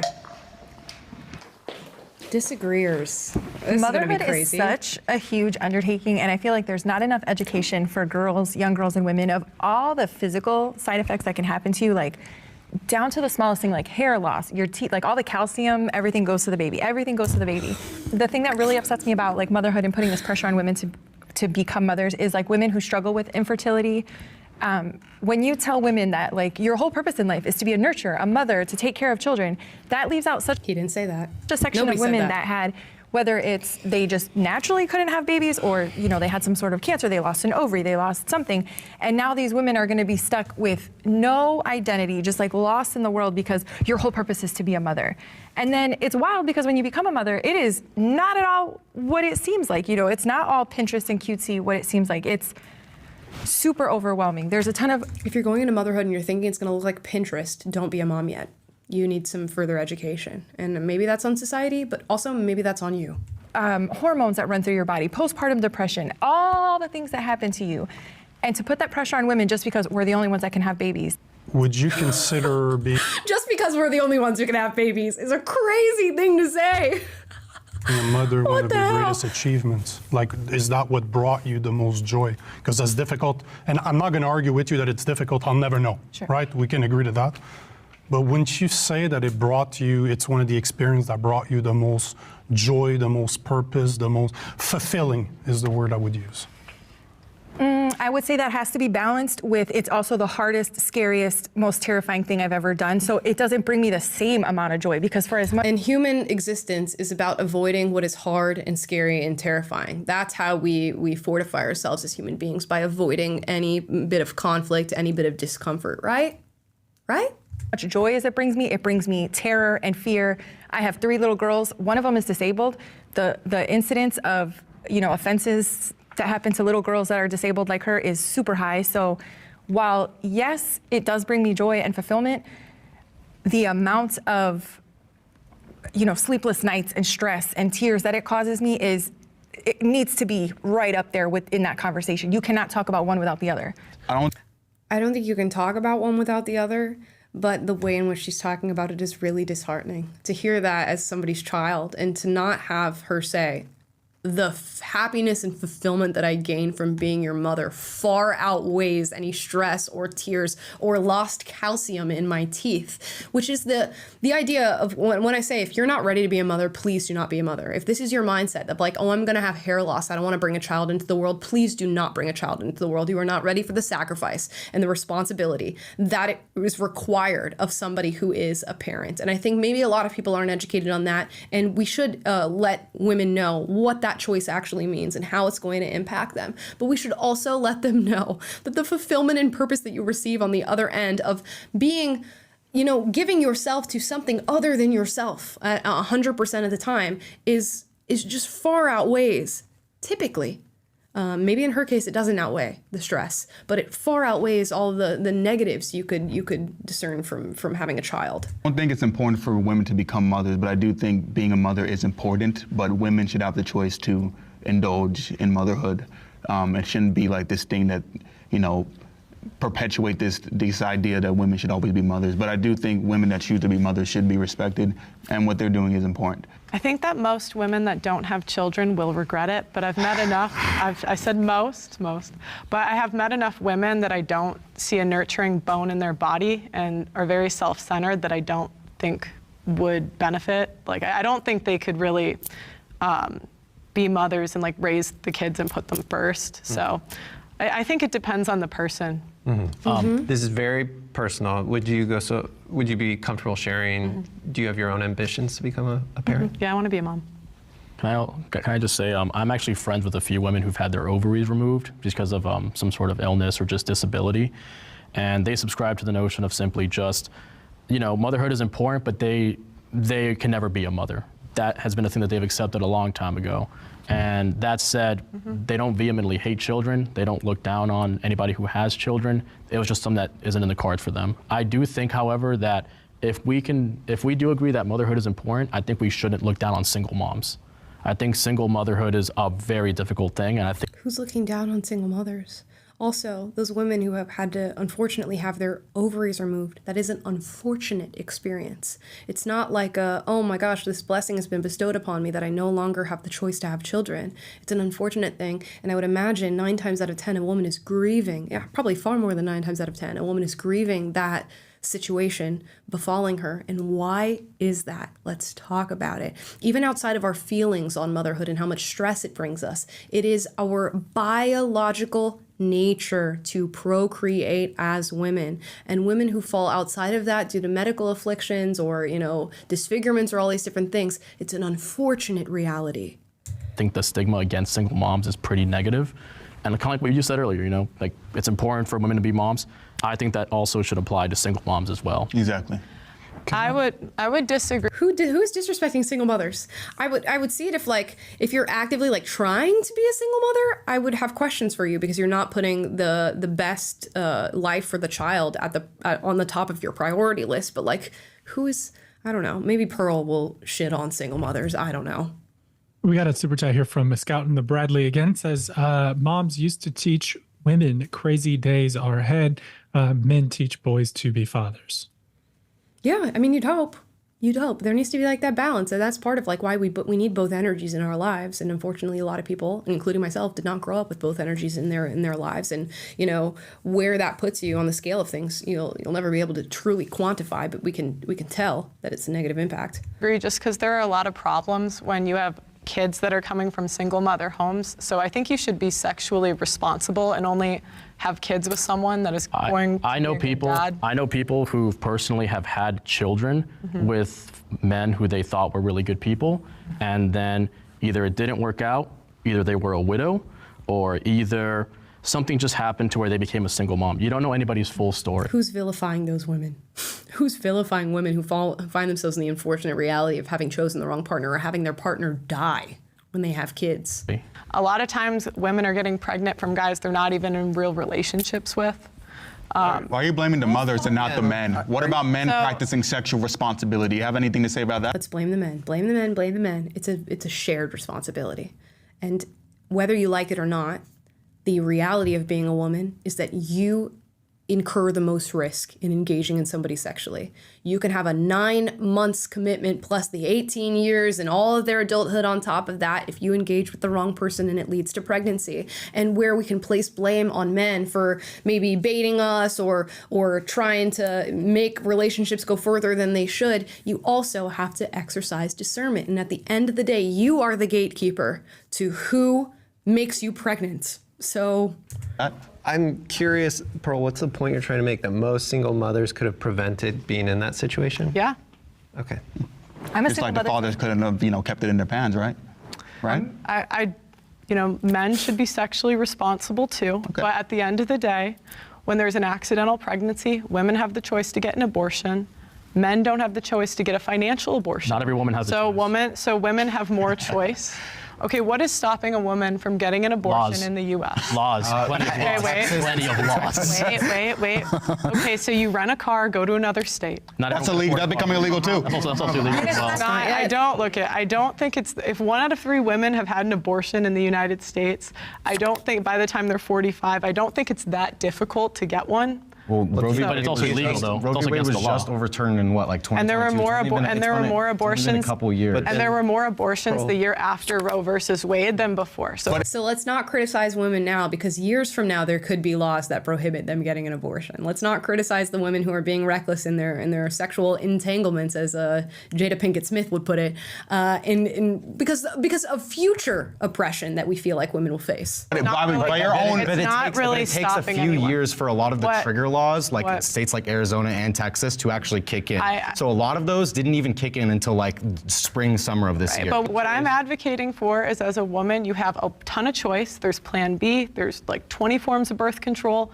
You can require the guys that you're sleeping with to put on a condom. You can get an abortion. There's so many choices that if you are in the situation where you are a single mother, you didn't make one bad choice, you made 10 bad choices. But you're not pro-choice though. You think abortion is murder. I'm curious, do you think abortion should be accessible? So, I am pro-life. There we go. She didn't want to say it, but that is her stance on it. But the answer to that would be I view abortion as a last resort. How many other steps did I just give you as an example of what women could do before an abortion is ever on the table? And I'm not even saying that as somebody who is staunchly pro-life. There's just so many arguments you could make that substantiate what she's saying rather than what they're saying. Life. So, and that comes from, because I have my parents, they got pregnant when they were teenagers, and they had the choice to abort my brother, and they ended up giving him up for adoption. And so I met my brother when I was 22, and he's this awesome guy. He's married now with kids. How sad would it have been if I didn't get the opportunity to meet my brother and my mom didn't choose life? I don't have children, and I'm still deciding whether it's something I want, but I'm glad that now it's being framed more of a choice than as something you have to do. Like, I've loved hearing your experiences, because before, when it was like, I mean, my parents are both immigrants from Iran, and over there, like, it's just, there's no like, oh, what if, it's like something's wrong with you if you're not going to be a mom. And I'd much rather have the people that are parents are people who want to be parents, the people who have all the information and still say this is something I want to do, than something that you should do, otherwise you're not as much of a woman, right? And That is the reality that you live in. If you're a United States citizen, that's the reality you live in. If you're living in the West, that is the reality that you live in. It is a choice, and it has been for how long now? when we frame things as women are supposed to be nurturing, and then if you don't have anyone to nurture, what are you, like, not a woman now? So that's one of the reasons these like gender norms, I think, are not helpful. I also think we need to talk about the absolute hatred of like women who choose not to be mothers that I've seen online. Yeah. I feel like we should all have like some respect for people who want to choose. Bitch, where? Where is that? Where is the hatred of women who choose not to be mothers? I'll say it's shared. If there's hatred for women who choose not to be mothers, there's hatred for women who choose to be mothers, and specifically stay-at-home moms. We all watch the Ballerina Farm, Nara Smith controversy, all this stuff that's happening on the internet, and their crime is choosing to be parents. Really choosing to be parents, because these are working women as well who are like doing full jobs. They're millionaires now in the things that they're doing, yet society has sort of deemed them as oppressed by virtue of what they do and how their life looks. So if there's hate towards women who don't want children, there's certainly hate towards women who do. And not to mention this whole like this pressure that like your children are stressing the environment. We must make an environmental oath to like not have more than like 1.5 children or something like that. Choose to do what with their lives as they choose. And I don't think that, I'm not going to shame somebody for becoming a mother, and I don't think somebody should be shamed for being a mother. I think there needs to be like just respect for everybody. Just as an example, Trump's vice presidential pick, J.D. Vance, said like one of the biggest problems of the country was single cat ladies who aren't going to get married and not have kids. He said they shouldn't be able to vote. And I disagree with that. I disagree with J.D. Vance on that. I have a lot of respect for women who say I'm not capable of being a mother and I'm not going to do it. Please sit this out. Please sit it out until you feel like you're in a mindset that you feel like you're capable of taking on motherhood. Now, I think it's something that you should explore deeply within yourself to freely find out if what you feel is conditioned for you to feel that way, or if you truly feel like you're incapable of being a mother. Because I think a lot of women underestimate their capacity, and then later on in life, when the biological clock starts ticking, they realize they do want children. So fully confront all the different aspects of yourself. But if you're a woman who wholly believes, I should not have a children, I'm not going to be good for kids, this is not going to be a good thing for me, please don't do it. Please. And so that's just evidence that like one of the potentially most powerful people in this country is blaming single women who aren't mothers and the kind of pressures associated with women needing to fill the motherhood role. I feel like women are so conditioned to want to have children, like going back to our earlier conversation, like little girls are given a baby doll and little girls are, kind of, escorted that way to do those types of things. And so a lot of women, mothers, are afraid to even talk about how much motherhood is not fulfilling, how lonely it feels, how scary it is, how it's not everything you thought it was going to be. And there are times where I think like life would be a lot easier if I didn't have kids right now, if I didn't have this whole mess, everything. I did everything right. I married the guy. I waited a few years. We had kids. We did everything correctly, and it still fell apart. What happened? I wasn't being respected in my marriage, and when I decided to stand up and ask for that, that wasn't given. What do so you I had mean no by choice. not respected? I don't want to go into the full details of my marriage. He's just trying to find a way to blame you. Yeah, you're trying to find a way to. Yeah, no, because what you're trying to do is you're using yourself as an example. Right. So I'm asking. That's what we're supposed to do, though. And I just don't want to get into the nitty-gritty details of my divorce, but I wasn't being respected as a human. I wasn't treated as a human. I was treated as a baby-making machine. Take care of the kids, make sure they're good. That's it. Oh, one's having a heart problem. Who cares? Another baby. Oh, another heart surgery. Who cares? Another baby. When you look at women as just that, oh, they're here for children. They're here to have babies. You dehumanize them.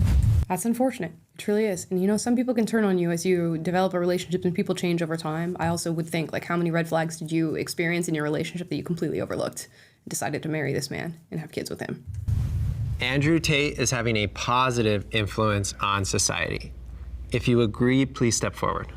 Bro, Andrew Tate just tweeted out like all this crazy shit today about how women shouldn't be able to vote and like women are horrible and evil and expensive and they're losers and all this different things and men are blinded by their horniness for women. So yeah, I don't know. I think he spoke to something that men and young boys needed, or like a vacuum had been created and he sort of filled the space because there wasn't an avenue for men to like express their masculine thoughts and really, you know, do that freely. And he allowed them to not only do it freely, but do even more than that and go even further and sort of try to prescribe them a solution to these problems. I don't think his solution is the solution.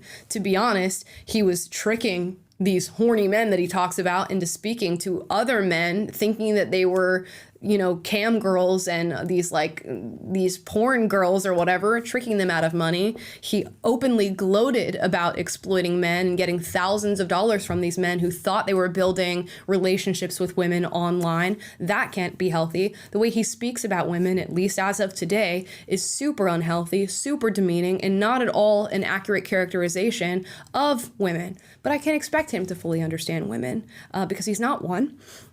But even so, we shouldn't be jumping to these hasty generalizations about women's places. I think he said they're not even capable of forming opinions that exist outside themselves, which whatever that means is just absolutely insane. So I think Andrew Tate found a space, found a niche, ran with that niche, became a controversial person and played into that controversy, but I can't say that his impact was wholly positive. Now, are there some parts of Tate's message about men needing to access their masculinity, to be aggressive, to fight things out, you know, to meet with other men that I think are helpful?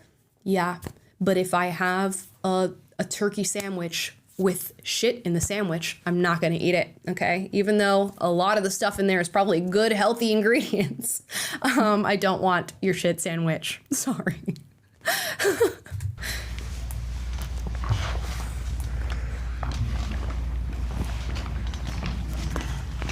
That's gonna be interesting. You guys go for it. So, I don't agree with every single thing he says. I don't agree with every single thing he's ever done. But I think overall, he has a positive message. He tells guys to work hard, go to the gym. And I think overall his content is positive. It's mostly the delivery that people don't like about an Andrew Tate. Because what do you mean by that? He can sound condescending to people.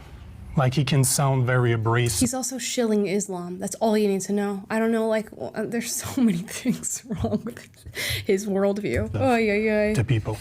And as she says, I don't agree with everything that he's, I don't know anybody I've ever agreed with everything that they say, even me 6 months ago. There's probably things I don't agree with now. But at the same time, we have to remember who the message is for too and how that message is served. It's served through social media, where the person that screams the loudest is going to be heard. You know, you say it's positive, but what is that positive impact? To say to work hard, to young men, to tell them, because one of the things he says a lot, and I would say the same thing to young men, stop worrying about women when you're young and develop yourself as an individual. Because if you look at history, that is how men show value. Let's also, with all the positive things he's saying, I'm going to read the tweet that I read this morning from Andrew Tate.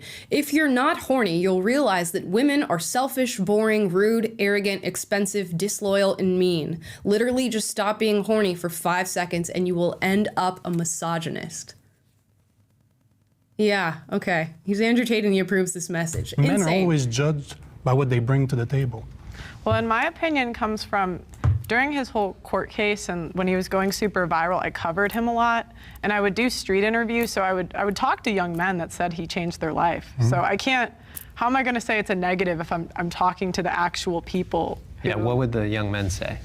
They would say they started going to the gym, they started making more money, and they generally improved their life because they saw his content. Okay.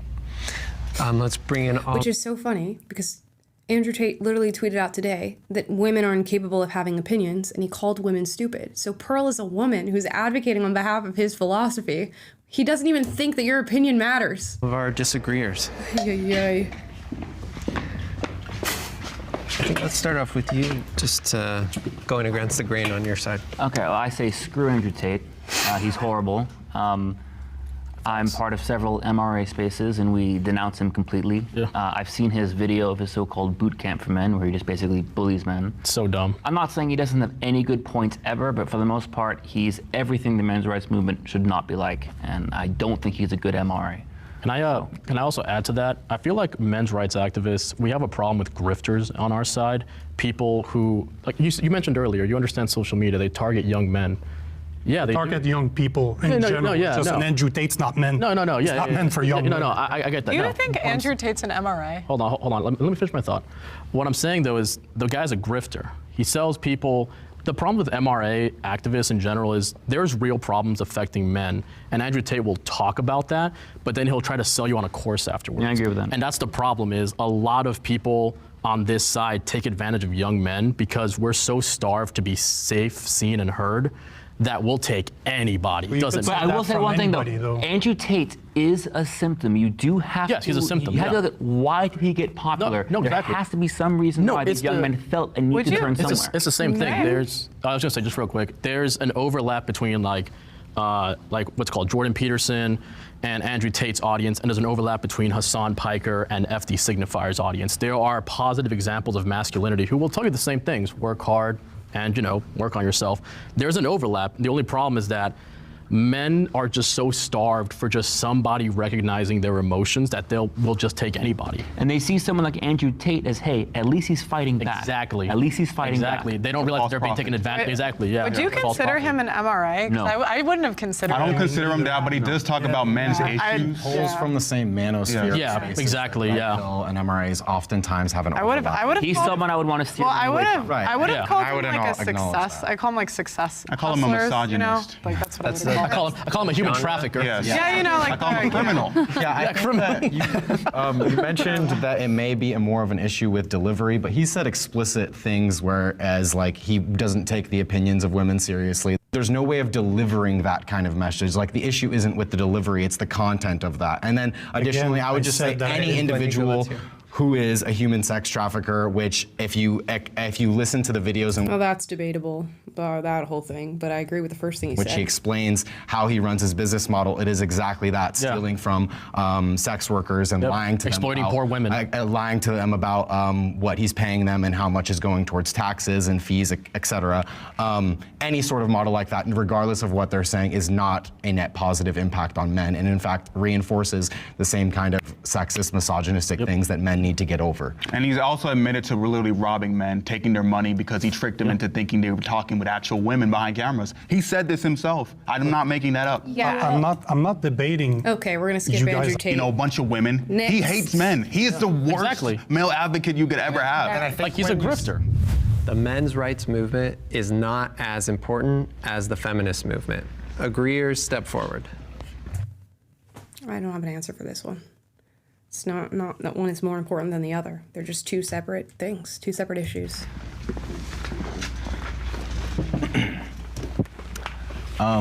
I don't think that it's to say that men's issues are less important than women's issues, because I think that feminism adequately addresses both issues, and I think that there are feminists who may in fact contribute to some of pervasive attitudes towards men. Like I always tell girls when they say things like, oh, he's not a real man unless he's like making six figures or something like that, I'm like, that's actually harmful, and that's something that like you should probably, it's in your best interest to also not perpetuate. And so the reason why I would also say that the men's rights activist movement is less important is because I think even to some of the more genuine men's rights activists who do have good intentions, they'll acknowledge that it is filled with toxicity and genuine misogyny, that it has a close overlap with things like the red pill, manosphere, pickup artists, etc. And feminism has close proximity to misandry. So what's your point? And feminism has been here as a historical movement and has achieved so much. And so it's ultimately the movement that we should all align with for gender equality and the end of gender depression. Yeah, I completely agree. I mean, like, I know most of us, except maybe Pearl, have denounced podcasts like Fresh and Fit, but they literally say #1's men's podcast. So how much of these spaces are actually filled with that toxicity? And I mean, the definition of feminism that's most pervasive is the social, political, and economic equality between the sexes. So I think real feminists are not the ones perpetuating those negative stereotypes of, oh, men need to be like this, men need to be providers, you're not a man if you can't do this, you're not a man if you can do that. And so I think that real feminism kind of eliminates the need for that, for men's rights, because we just want everybody to be treated as individuals instead of treating them differently based on their gender. Well, they all have different types of feminism. I feel like a lot of people conflate feminism and misandry, and they just think, oh, if you're a feminist, that means you hate men and you want them all to, just suffer and, have a horrible life. And I feel like the people who think that, that's really their projection, because that's what their position is. Like when you're a men's rights activist and you're like, no, and you're so against feminism, it's because you think feminism is trying to replace the patriarchy with a matriarchy, and we're gonna rule just like they have. But that's not the goal of feminism. The goal of feminism is so that everybody can be the same. It's also equitable instead of equality, which we don't need to get into that right now. Worth mentioning, feminism is a diverse philosophy and lens of analysis. Susan B. Anthony's feminism is very different from Judith Butler's feminism, is very different from Angela Davis, Simone Davis. Like, they all have a variety of different approaches in the way that they tackle issues related to gender, sex, and the meaning of masculinity and femininity.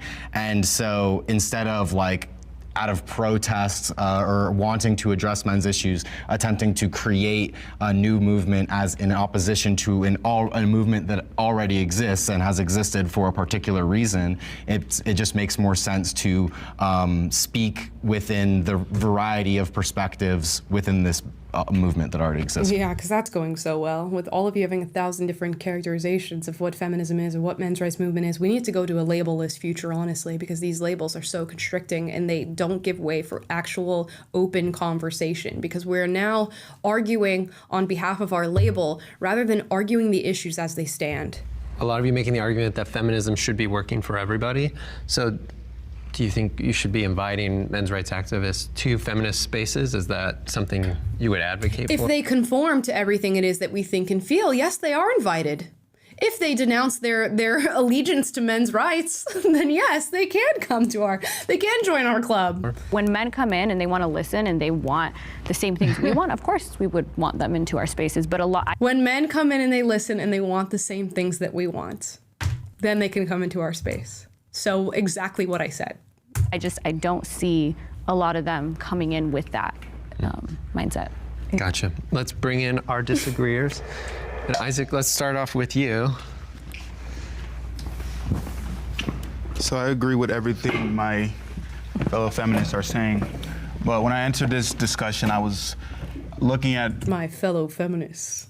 Male rights activists from a more antagonistic point of view.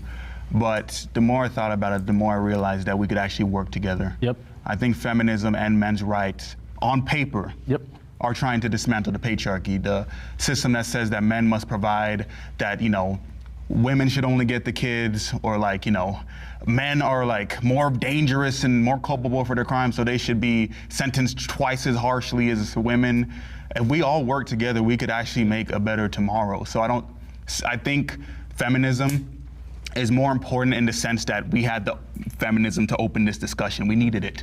But men's rights activists can join the conversation if they have well intentions. To me, I feel like kind of what I alluded to earlier. Define well intentions. It's very difficult. There's a lot of subtleties in this conversation that, if you go to attack somebody on it, they're gonna say that's not what I said, but it is what they said. But no, I appreciate that he said that there's some compromise that could be had and there's some working together, because that's going to be necessary if you're going to achieve anything. You can't just function from these separate little echo chambers that are all trying to get stuff done in the name of your own label. Women do so much emotional labor for men. Men don't do anything for women. To me, I'm on this side. I agree with almost everything you guys have said this whole conversation. Men do so much physical labor for women. Women don't do any physical labor for men. You see how the fuck you sound. You see how you sound. It doesn't make sense. What is it? Emotional labor? And the reason for that is, the reason why I'm still on this side is because there's a lot of, what you were alluding to, a lot of manosphere, a lot of toxicity on this side. Every movement that I've seen that has mostly men in it, honestly, has been mostly red pill, mostly manosphere. I want to show that there are men's rights activists who, for the most part, want to work in tangent with feminism because ultimately you guys do so much and you guys have so much on your plate that obviously the men that do feel that feminism maybe hasn't done enough for them, that's where I think men's rights activists can come in, pick up the slack that maybe you guys are too busy to deal with ultimately, because there are serious problems that women are facing, and I think men could pick up the slack on our end for once and actually help women.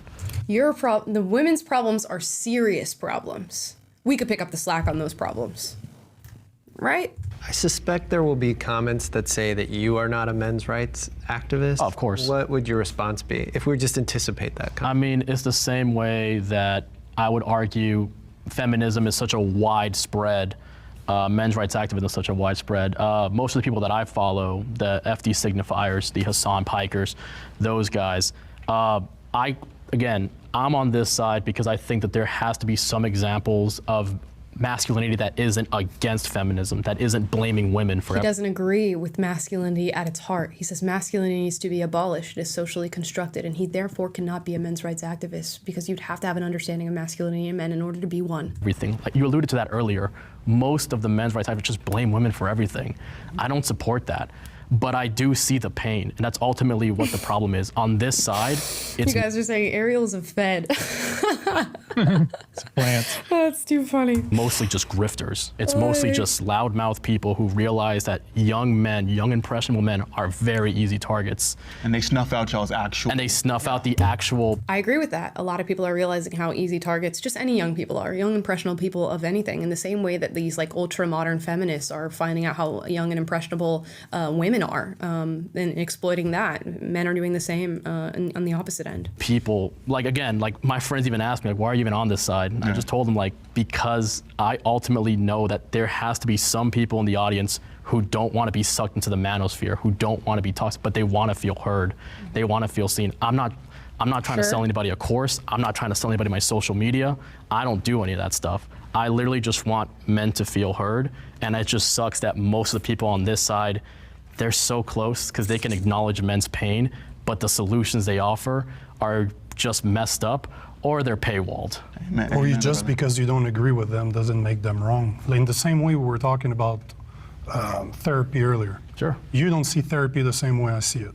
No, but I agree with that. No, but hold on. Does it make it automatically wrong? No. And this is why I don't think you're a men's rights activist, but that doesn't mean that you're not. Sure. It's not because I think so that you're not, but the point in the matter is there's a lot of different ways to approach this to find a solution to the same problem. Yeah, I agree. It's just, it sounds to me that whatever you don't align with, and I'm talking about you and a lot on your side as well, if you guys don't agree with it, it's wrong. I never said that.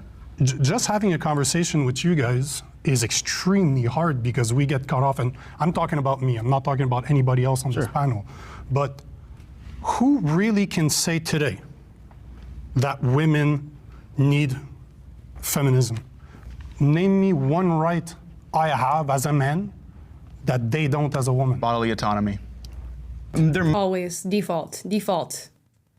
May not necessarily be a legal de jure. That doesn't mean that feminism's obsolete, though. Men's rights activists typically don't acknowledge patriarchy in the ways that it actually hurts men. But we disagree with feminist theory on patriarchy. And the thing is, I don't think a women's movement should have the monopoly on defining A, what men's issues are, and B, how to address them. Because I will say, decades of experience, feminism does not adequately address men's issues. When I ask feminists, what are you going to do about the boys' education gap? Half the time, they don't even know what it is. What can they do? But that's not fair. Like, The way in which feminism is constructed, feminism is to focus on the female. It is constructed by women. The theory that encapsulates feminism is constructed from a female mindset, and therefore would struggle immensely to understand men's issues at baseline, let alone address men's issues. So if you want to talk about like equalism, like that sort of philosophy towards things, yeah, we're open to it, and men and women should play equal parts in that.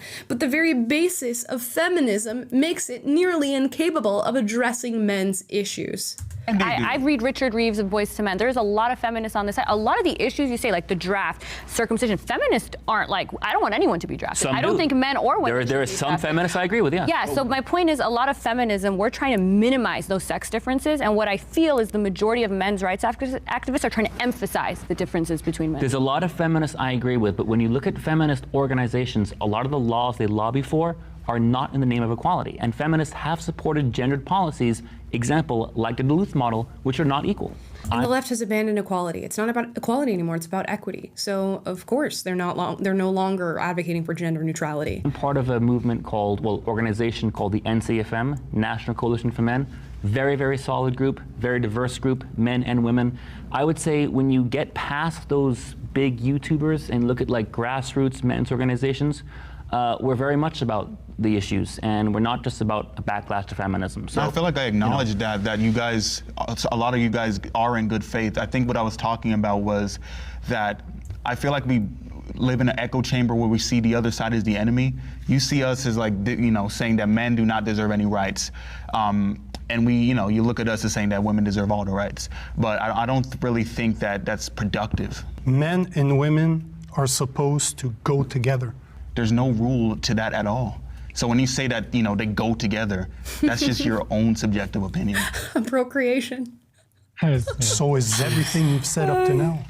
It's because at the end of the day, when you have a group of people, when the men want it to be about them, they can do that. They can just be stronger, be bigger, be louder, take over, and make it about them. So if you don't purposely carve out shit for women, it doesn't happen, because you would think common sense would tell you that when the Constitution says all men created equal, that they meant humans. But the fact that women have had to fight to get the right to, the gendered laws, there are gendered laws so that women could vote. I think that's a fair one. This woman has contradicted herself so much throughout this entire episode. And when the bald guy, I forget what his name is, sorry, apologies, says that I literally cannot have a conversation with you guys because you will tell me one thing and then revert back to your ideology in the next second.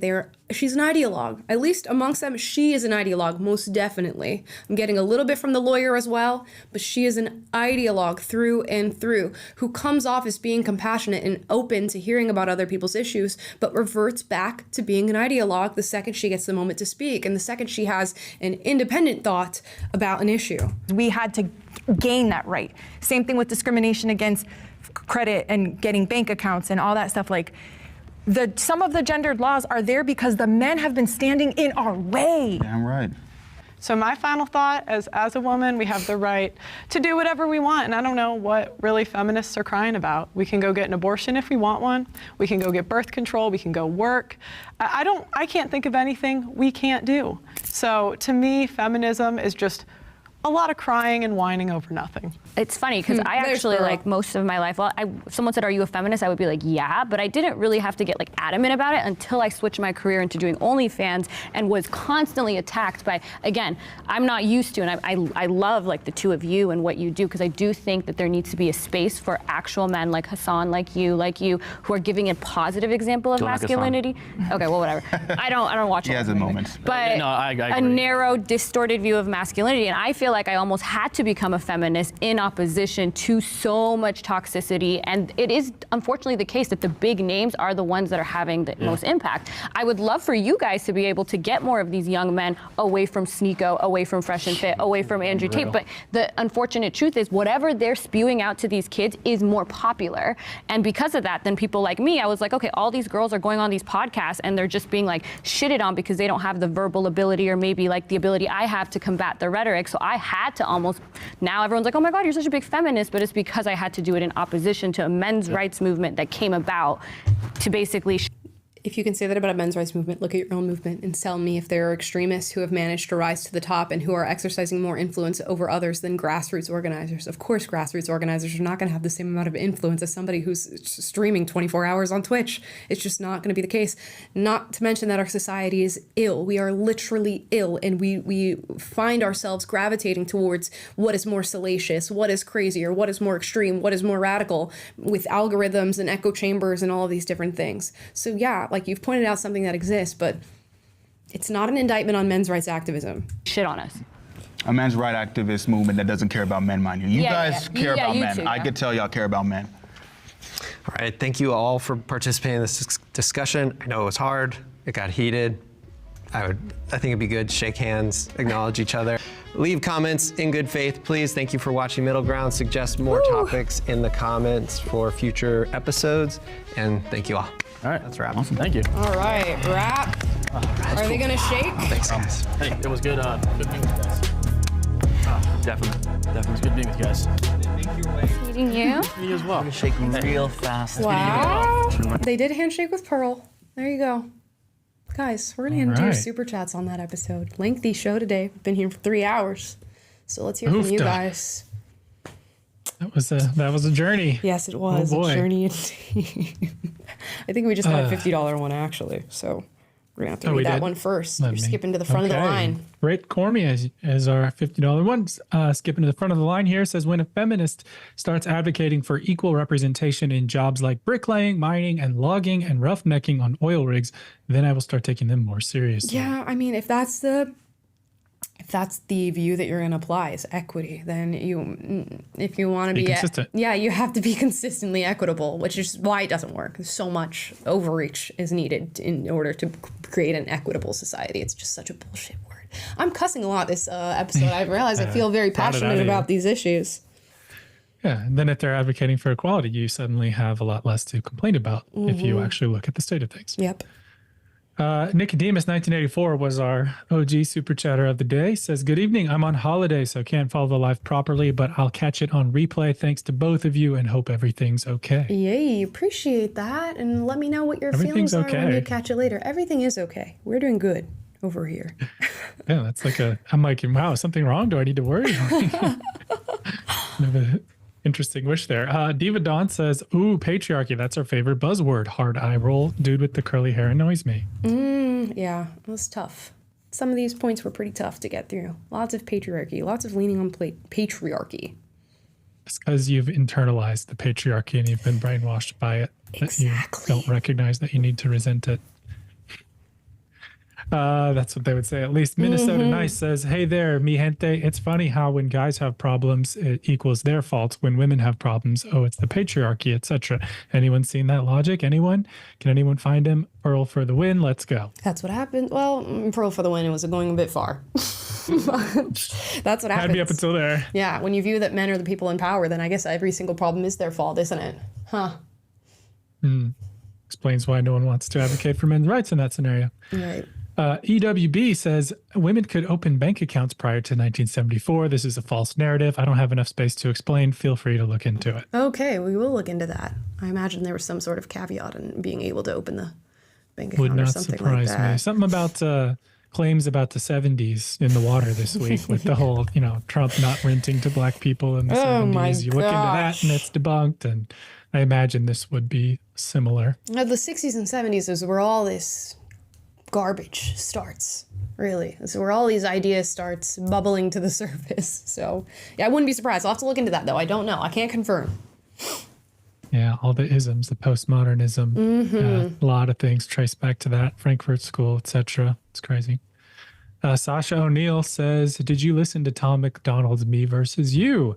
I know what the answer to that is. Also, have you ever considered inviting your audience to join episodes sometimes? Just an idea. Love you guys. Yeah, we're open to that. Maybe we will do that in the future. We've been talking about doing like a dating advice show or just like life advice. We've been meaning to make a little submission form so y'all can send in some questions and stuff. But getting on the show is a little more logistically challenging because you have to have a decent camera, microphone set up, and we've got to figure it out live. Right.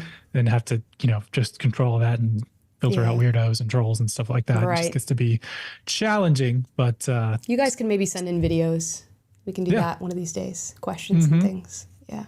And we do have one interactive thing going on right now. You can send in dating applications for Almo's best friend, Marisa. So if you look up that video on the channel, that's a way you can send in videos. For all the men out there. Ladies, but yeah, we really need to do that advice episode soon. We've been talking about that. Yes. But, you want to talk about Tom McDonald? I know you don't listen to him. You don't like him that much or whatever. Right? Not a fan, guys. That's it. That's all I'm going to say. Celtic Blacksmith says, every time I see someone shaking their head while someone's talking, I think of my cousin Vinny calmly saying, don't shake your head. I'm not finished. Never seen it.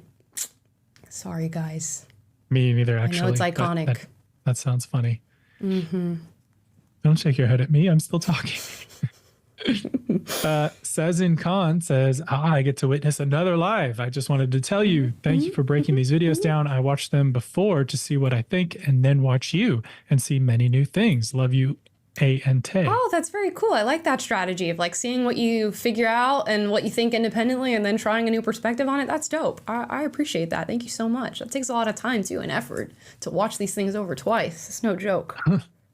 But honestly, I think that's a good exercise. You know, if you're somebody who likes public discourse, likes engaging with the issues, it's probably a good exercise. Yeah. That's why I think we tend toward these Jubilee videos, is because they are kind of a snapshot of where the debate is in the culture right now on a variety of issues, for better or for worse, more often for worse. But it does give the opportunity to kind of chew on it and talk through it. And it is illuminating if you can get through bear through it. Yeah, get through it. Yeah. E. Nix says, I've lost twins 2011 and a son in 2024.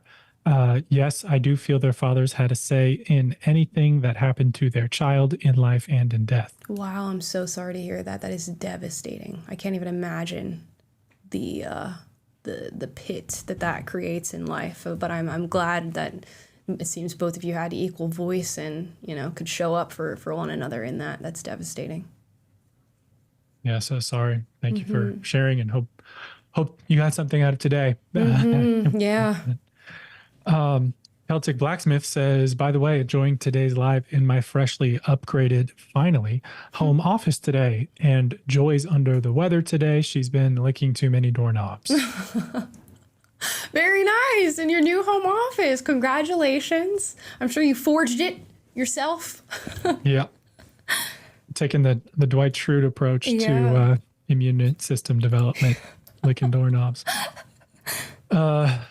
Jasmine A says, my first super chat. Y'all kill it and entertain always. Hello from a California native now in Texas. Cali is too sick for me. Haha, be well. Wow, you moved to Texas. You made it out. I'm still in California, but thank you so much for watching from Texas.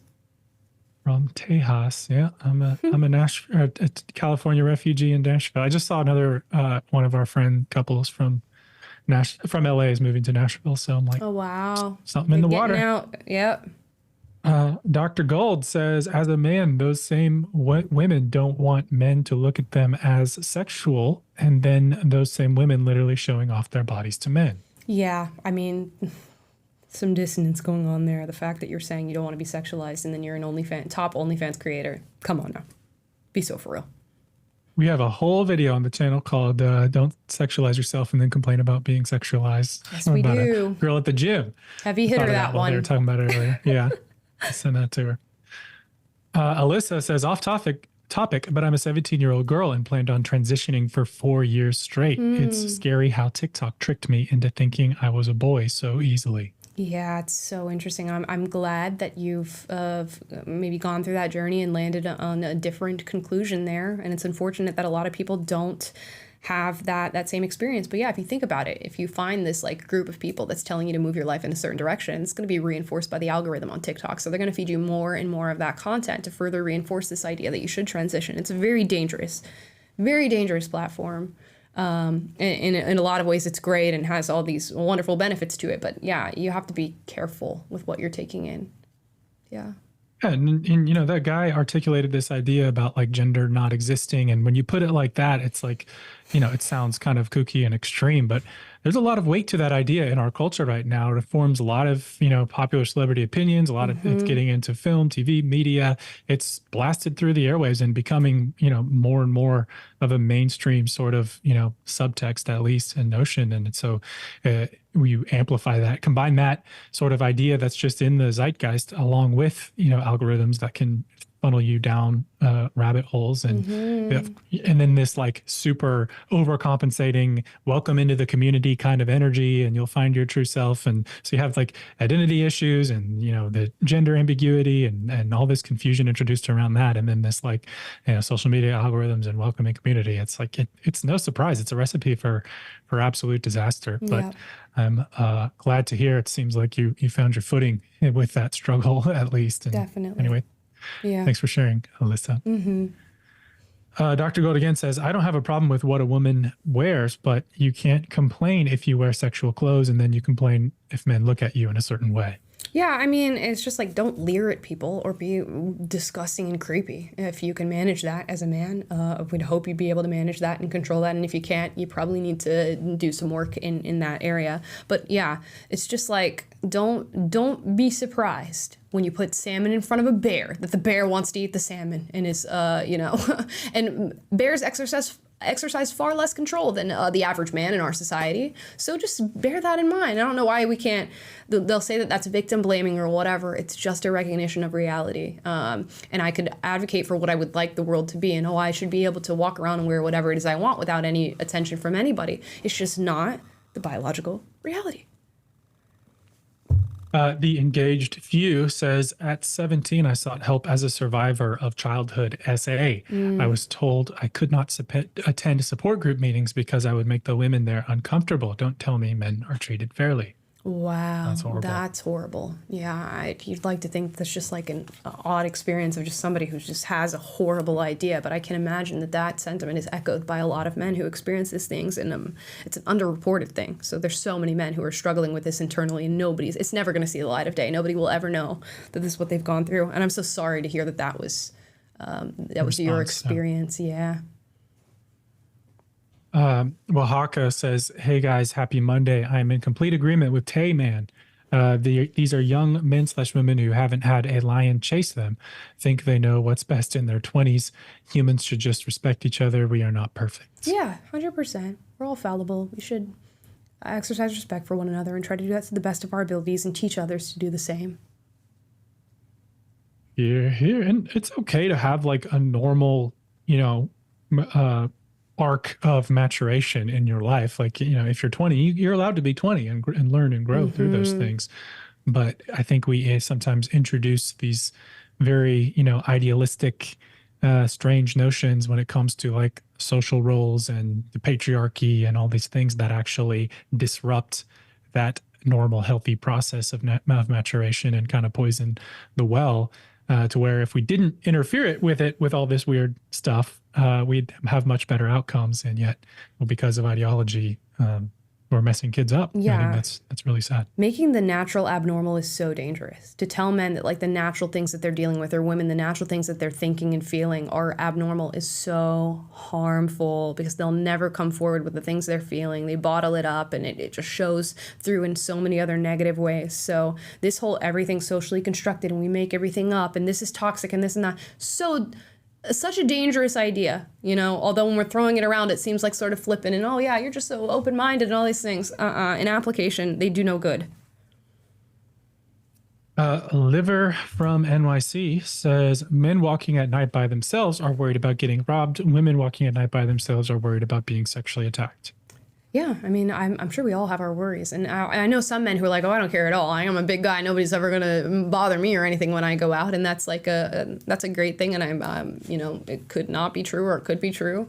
But yeah, we all have our worries when we go out. I think women just experience it on a different level than men do, and on a different wavelength than men do. Yeah, and justifiably so. So that's just reality. Yeah. Jody Samurai says, I've discovered that if you're looking for a girlfriend or wife, the number one thing is to make sure she has some girlfriends. A woman needs some girl time. Yeah. Yeah, it's always important. Same thing with guys. Like, you hope your boyfriend has friends or whatever, and if he doesn't, like, there should be active effort put into finding people for you to connect with. I think we fall into like this like Prince Charming, love of my life concept that like the person you end up with as a significant other has to be everything for you and has to be the perfect thing in like every single metric, so that you don't need friends or you don't need people outside of this person. It's just never going to be true. And I think that's why a lot of our relationships are failing, because there are some things that like I'm going to go to my best friend Risa for, because that's what she's there for. And that's the way our bond is constructed. And that might not be something that I want to go to my mom for or go to my husband for. And to not have those things puts so much pressure on your relationship. Let alone like the fact that you're just in a more depressed state by not having enough touch points with other people. Yeah. And that goes back to the therapy conversation as well. It's like somebody who is, has a lot of healthy, good relationships in their life with people of high character, mature people, and they have good friendships with them, you're going to have less need for, processing your life with a therapist, and you're probably going to be less beset by challenges of life and different issues that you face, whether in your past or present. So, having community is certainly a major factor. And it can be in a relationship context, it can be a red flag when, your person that you're dating, you're their only, the be all end all of their life. That's a red flag. And you want to make sure you have someone who's got a healthy social life. So I think that's important. Christina Cisneros says, thank you both for all you bring to light. I appreciate your non-religious versus religious view. It shows we are united for a greater future. Yeah, I appreciate that. That's great. Yeah, we balance each other out. Like, I was just talking to Taylor earlier. I spent the weekend, I went and saw like Richard Dawkins on his last tour that he's doing with like Alex O'Connor and stuff like that. So yeah, we do balance each other out in those respects.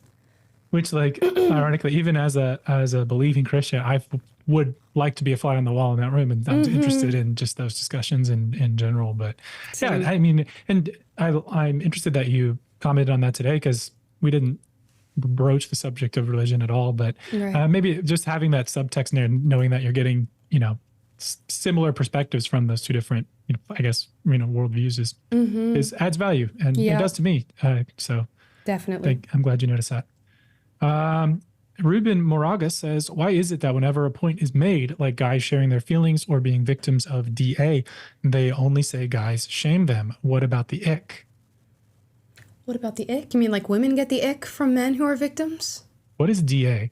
Guys being victim of DA? Domestic abuse, I think is what he means. I think you're saying women get the ick from that sometimes. And there are women, very not great women, who I guess would view a man a certain type of way if he was a victim. I'm reminded of like Terry Crews when he came out in the Me Too movement and said that he was sexually assaulted. Men and women were piling on this man saying like, you're a big man, Terry, how'd you let that happen to you? Or like, that wasn't real. Or men said it was demasculating. Women said it was demasculating essentially. So yeah, I think there's bad actors on both ends of the spectrum there with just some horrid views, and male victims of any kind should be listened to in the same way that women are.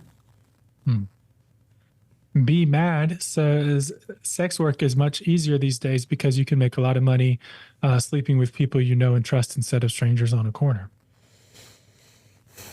I wouldn't know. I guess you can like build relationships with someone online and then I guess so. But yeah, I mean, it's safer in the way that like all things as society progresses become safer, I guess, typically, like in a natural way. Yeah, but I wouldn't say it's like an altogether safe affair at all. I wouldn't put it under the list of safe occupations. If I guess he says easier. He does say sex work is much easier these days because you can make money sleeping with people you know. But I guess easier because of the safety. Yeah, I don't know. I wouldn't put it on the list of easy jobs. Maybe easier than it used to be, but I wouldn't put it on a list of easy jobs if asked.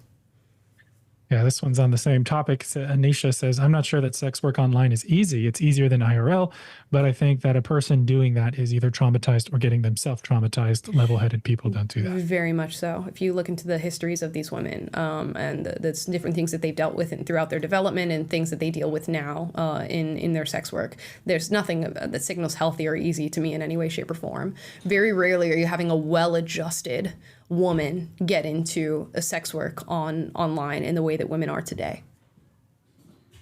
Yeah, I mean, on this whole time, I was thinking like, what Pearl meant by saying that sex work is easy is like, it's in the sense that you're taking the quote unquote easy way out by, choosing to monetize your sex appeal and beauty, in a way that is convenient or whatever. But that's not to say that ends up being like an easy career on your psyche, emotionally, or even to actually earn the money, as I guess these statistics bear out, that a lot of people don't end up making money despite going through that. But I can see what she means in the sense that like it's the easy way out to go down that route, or it feels like it might be easy, as opposed to like developing a career, getting education, all that other stuff. So yeah, get that, definitely. Liver from NYC again says, women can say, I don't want to be strong anymore, and then they will get sympathy from women and men. If a man says that, he would be laughed at. men are expected to get results under any conditions. I think that is largely true in a lot of ways. I wouldn't say there's necessarily great people who are imposing that that sort of judgment on men. I don't view the men in my life that way. I in fact think it's a pretty masculine thing to be aware of what your limitations are and to be forward about those limitations in order as a means of getting things done and like making your life better. But yeah, I can see that there far less excuses can be used among men than among women, most definitely.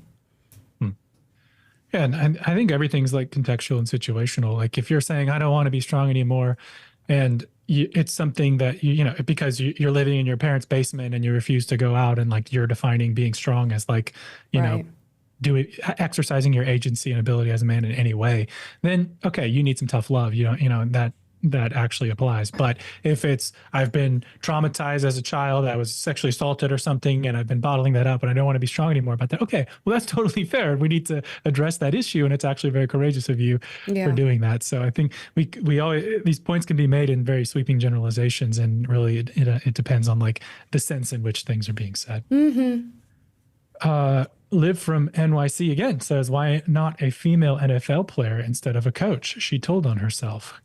Why not a female NFL? One of the debaters gave an example of like, you know, we should be able to tell women that they can be a female NFL coach. But then he's like, but she didn't say player. Yeah, why not a player? Yeah, because it's not going to work, is it? Yeah, maybe not the best Which is just example. So, yeah, you could have a woman who's an NFL coach or whatever, but it's just, let's be for real. Please. Albert Nada Retro says, Pearl is not an MRA. She's a grifter. Why is she there? Women don't care more that abuse their children more than often. We sacrifice our lives because we care. Pearl is a vile, grifting snake oil salesman. Whoa, strong opinions. Well, I mean, I guess anybody can call themselves a men's rights activist. That's what we learned in this episode. Yeah, a guy who doesn't believe men exist is a men's rights activist. Exactly. So it's whatever. The more you hear these like back and forth between these, I'm like, none of this is helping anything. No. Like, he said like feminism has achieved so much. I was like, did it really though? I mean, in a certain sense, sure, like women banding together and making their voice heard. Yeah, that's not to be discounted. But like a lot of this is like, if you zoom out and look at the arc of, you know, progress that we've had as a culture and as a nation, like we're stalled out. That's just the story. And then they like to like romanticize their own role of it and their own activism now. And then because of that reason, they need to like hype up the oppression that exists now and make it like it's this big thing, because then the work I'm doing is more meaningful. And absolutely. Like, y'all are not really, it's like a sideshow to what's actually going on. Yeah. And anyway. So disconnected. Sorry. I held that in. No, it's good. It's good. All debate. 3 hours in, start to drop the filter. Dr. Gold says, as a young man, I told my younger sister that I would take a bullet and she laughed at me. And Amala, as a woman, what do you think about the man wanting to protect his family? Well, I mean, yeah. I mean, if you're being logical, if you're a man and a woman in a relationship, like obviously you are both going to take an active role in protecting your children and everything that's going on. But like a man is stronger than me. A man is going to be faster than me. A man is going to be capable of more than me. If you're meeting some sort of like intruder or some sort of danger, you want the person who's best equipped to deal with it. So it's like, yeah, I could do what I need to do and I can help in the situation, but you're going to be the best equipped to like come at something else with force. So it's just like, it's the logical answer. And in a lot of ways, I can see how men could view that as kind of being a dehumanizing thing, that just like by default, you are the one who sacrifices your life. When the wolves are at the door, you're the one who's going to open the door. And we should give voice to the fact that that is largely the reality and that is largely the expectation of society. And if we go to war and people need to be conscripted, it's men out there who are losing their lives.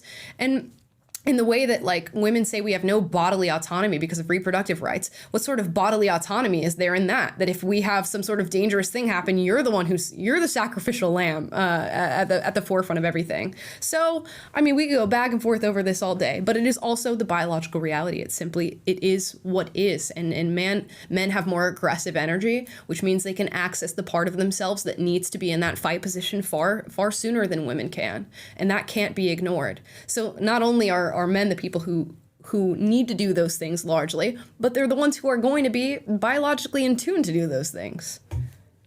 Yeah, and the social roles and expectations that are put on men stem from those biological realities. It's logically consistent for the man to respond to be the one to respond in that scenario where there is a threat, because the man's better equipped to deal with the threat. So it makes sense and follows that we as a culture should enshrine ideals like courage when it comes to men, because they are the ones logically equipped to face the threat. If men are not courageous, then they're going to leave the less logically equipped person to face those threats. So this is how social expectations and norms and values and things go hand in hand with reality, and they're developed over millennia, and we socialize them because they have value. I kept thinking of Chesterton's Fence throughout this debate, because that seems to be these like utopian, high-minded, everything started when feminism came into the fore in the 1960s, and that's when we really started understanding human nature and understanding the way people ought to act.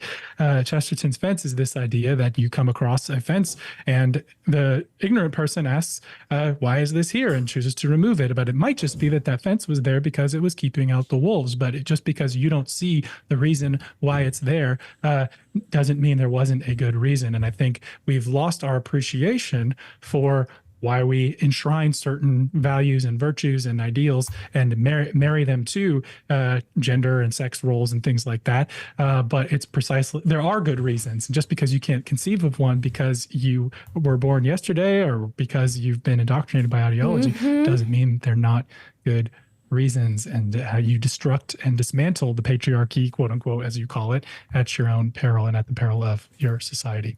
Absolutely. So there's my little soapbox on that.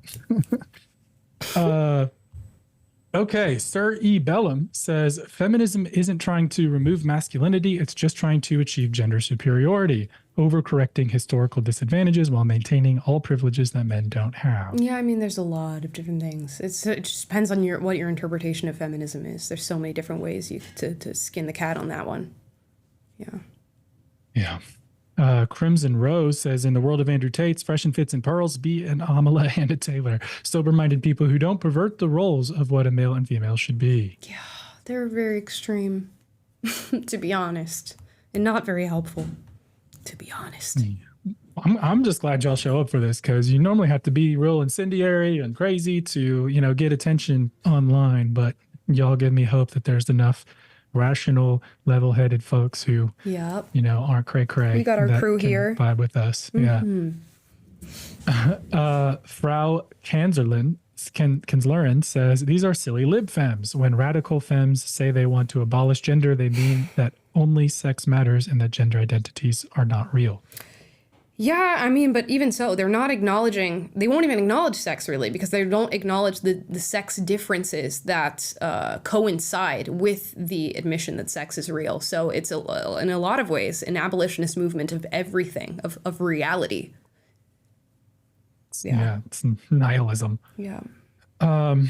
Blast Cap Badger says, repeal 19th Amendment. Women wholesale don't deserve unearned rights given and accommodated to excess by those who built civilization, period. Okay. Oh my gosh. We found one. Next. Next. So you're in it's so funny because you're in like the super chats of a woman podcaster who's like whole things like politics and like worldview and stuff. Whatever. Anyways, next. Yeah. My livelihood relies on this woman podcaster who's a commentator. But I built civilization, so I guess I'm a slave to the matriarchy. Yep, 100%. Internalized it.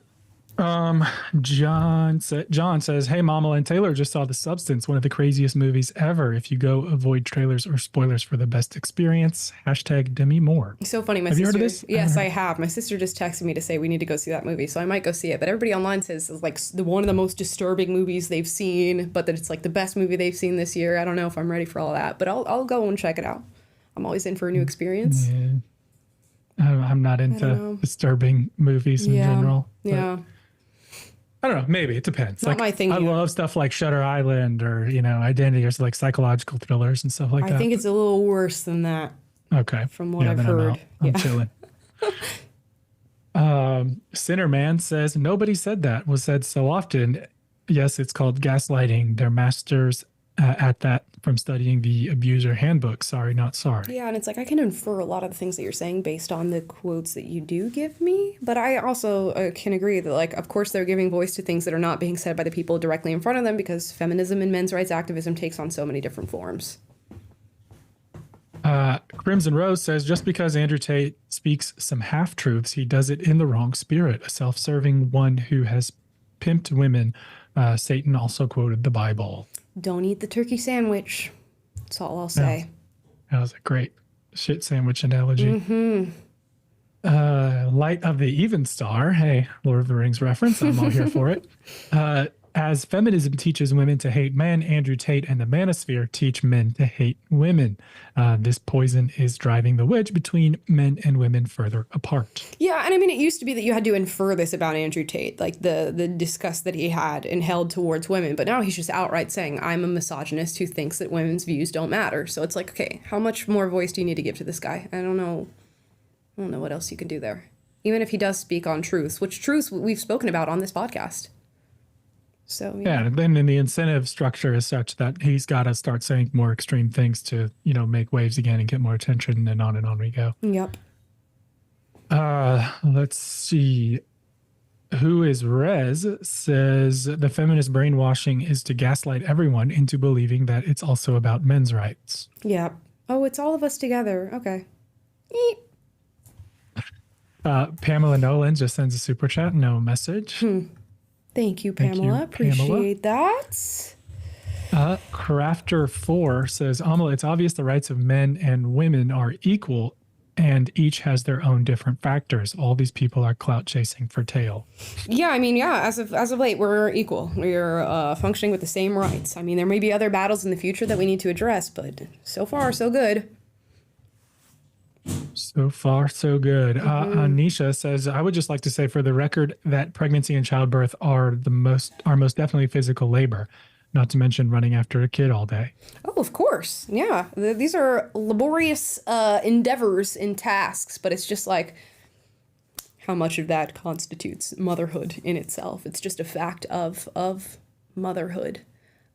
So yeah, I don't know that we can use it as like it's even with the amount of joy and fulfillment that motherhood brings. A scout in the Bradley says, who had power when women got the right to vote? Just cut. I think they're saying, well, men awarded women those rights, so men did something good for women. Yeah, of course. Of course. Maybe begrudgingly in some cases, but it did happen. And that's progress. Yeah, got there eventually as a culture. Yep. Let's see. Crafter4 says, Amala, are men more bratty or are women? Bratty as in like Charlie XCX brat? Are they more brat or are they more like bratty? No, women are, of course. Men have other tendencies, other negative qualities. Lex says, divide and conquer. All these issues are done so an elite group of D-bags can have us fight amongst ourselves while they take the world over. Does seem that way, doesn't it? I don't know how much how genius these individuals are, but it does sort of seem that way oftentimes. But it is also our own stupidity that stops us from solving these issues. How many reasonable issues do these people bring up that if you isolated them in conversation, they would agree on, but they can't manage to see outside of their own ideology in order to do anything about it? So it's self-inflicted as much as it is globalist inflicted. That's very true. Celine says, I've noticed feminists have the most hatred for other women who are pro-life. I've lost friends because of being passionate about being pro-life. It does seem that way. Not a lot of respect for that opinion. And I guess I understand why, but yeah, it's definitely true. Yeah, but I mean, by the same token, like if you're pro-life, then you, in principle, think that, these women would support what you believe is tantamount to murder. Right. So if anyone would have reason to hate the other side, it would also be pro-life women. But I do think there's still an asymmetry with the hatred in those two groups. Definitely. Which also mirrors the lack of empathy of liberals for conservatives, and that has been documented. So, Jeannie's Lamp says men and women are equal in the same way that 5 plus 4 and 7 plus 2 are equal in value, but composed differently. I like that. Yeah, I fucking mess with that. Who's the 7 and who's the 2?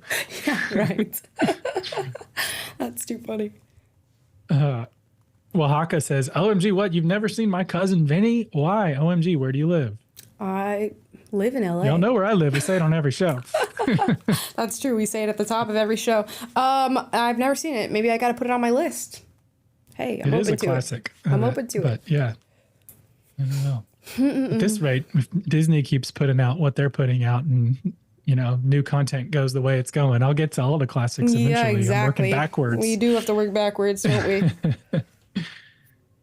Rainbow Kid says LGBTQ plus are the same as modern day feminists. Both act as if they're still oppressed, but they're not. In fact, they are favored in today's society, which has created a culture of extreme entitlement. Yeah, and I'm sure you have isolated incidents of people like having judgment and prejudice towards you or bigotry or whatever, but it doesn't speak to where we are overall as a society. And I always ask myself, like, when do these movements end? Because it seems like they just keep piling on new things to tackle, and many of which don't make sense. So at what point do you say feminism achieved what it set out to achieve? And maybe we should let feminism do its thing over in the Middle East. Yeah, and the answer of when it ends is never, because they're grievance-based movements, and you will always find something to be aggrieved over. Yep. And when your purpose, meaning, and usually sometimes financial sustenance in life is coming from the quote-unquote oppression that you're facing. Yep. Chicken Pork Adobo says, I'm in my late 30s and have met a lot of women around my age that regret not having a child at an early age. Kids are a blessing you don't know you need. Yeah. I mean, not everybody needs them, but I think a lot of people do. And then women sort of push this to the side and wait in order for like calls of self-development or like selfish reasons or travel or whatever. And I hope that you live the life that you want to lead before having children. But also I think a lot of women realize, oh shit, I'm way too late in this game. And now we have like infertility issues with the environment that we're living in now. And women find that it's far more of a struggle, that pregnancy is not just like the snap of a finger easy thing. Once they're in their 30s. And I gotta imagine that is really devastating to have to go through, because you're sort of sold this idea that it's always open and it's always an option to you. Devastating for women who want to be mothers already, but I also maybe a lesser bit of devastation for women who think they don't want it and then realize they do.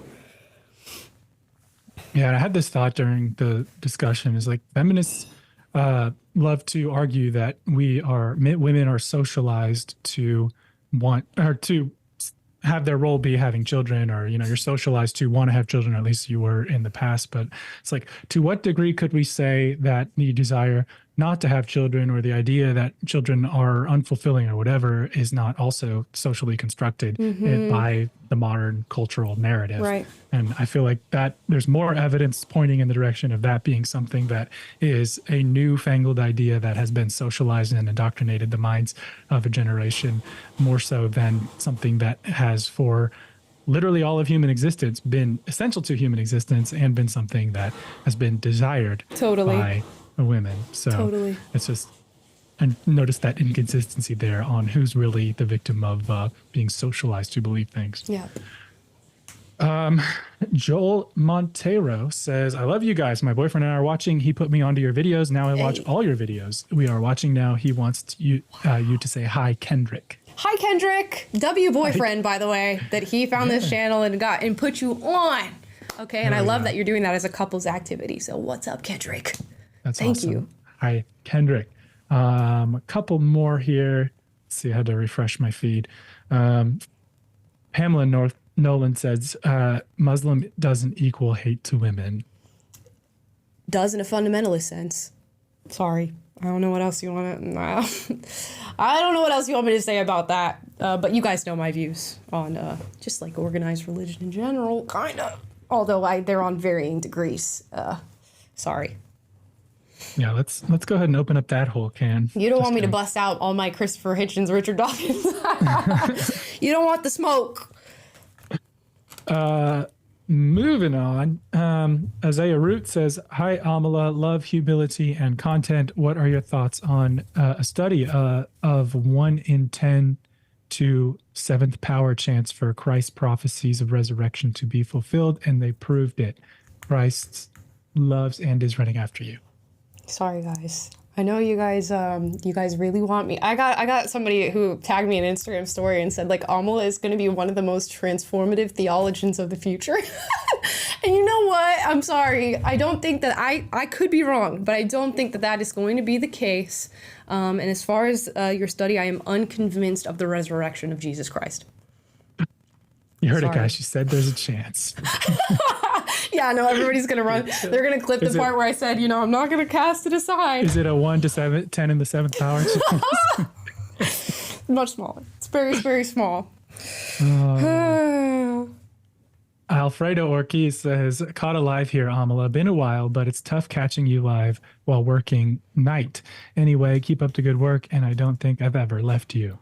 Oh, wow, I'm great. I'm glad you were able to catch it. Thank you so much. I feel like it's a different experience to like be here live and hang out with everybody as everything is happening. So I'm glad you were able to make it. Dr. Gold says, it's crazy that feminists are now invading video games, but those same feminists make fun of men playing video games. By the way, I don't care if women play video games. Yeah, I don't care either. I think like it's all open season for whoever wants to do everything, but it's very interesting that like now the activism that's getting just thrust upon video games is making them not fun. So that's fun.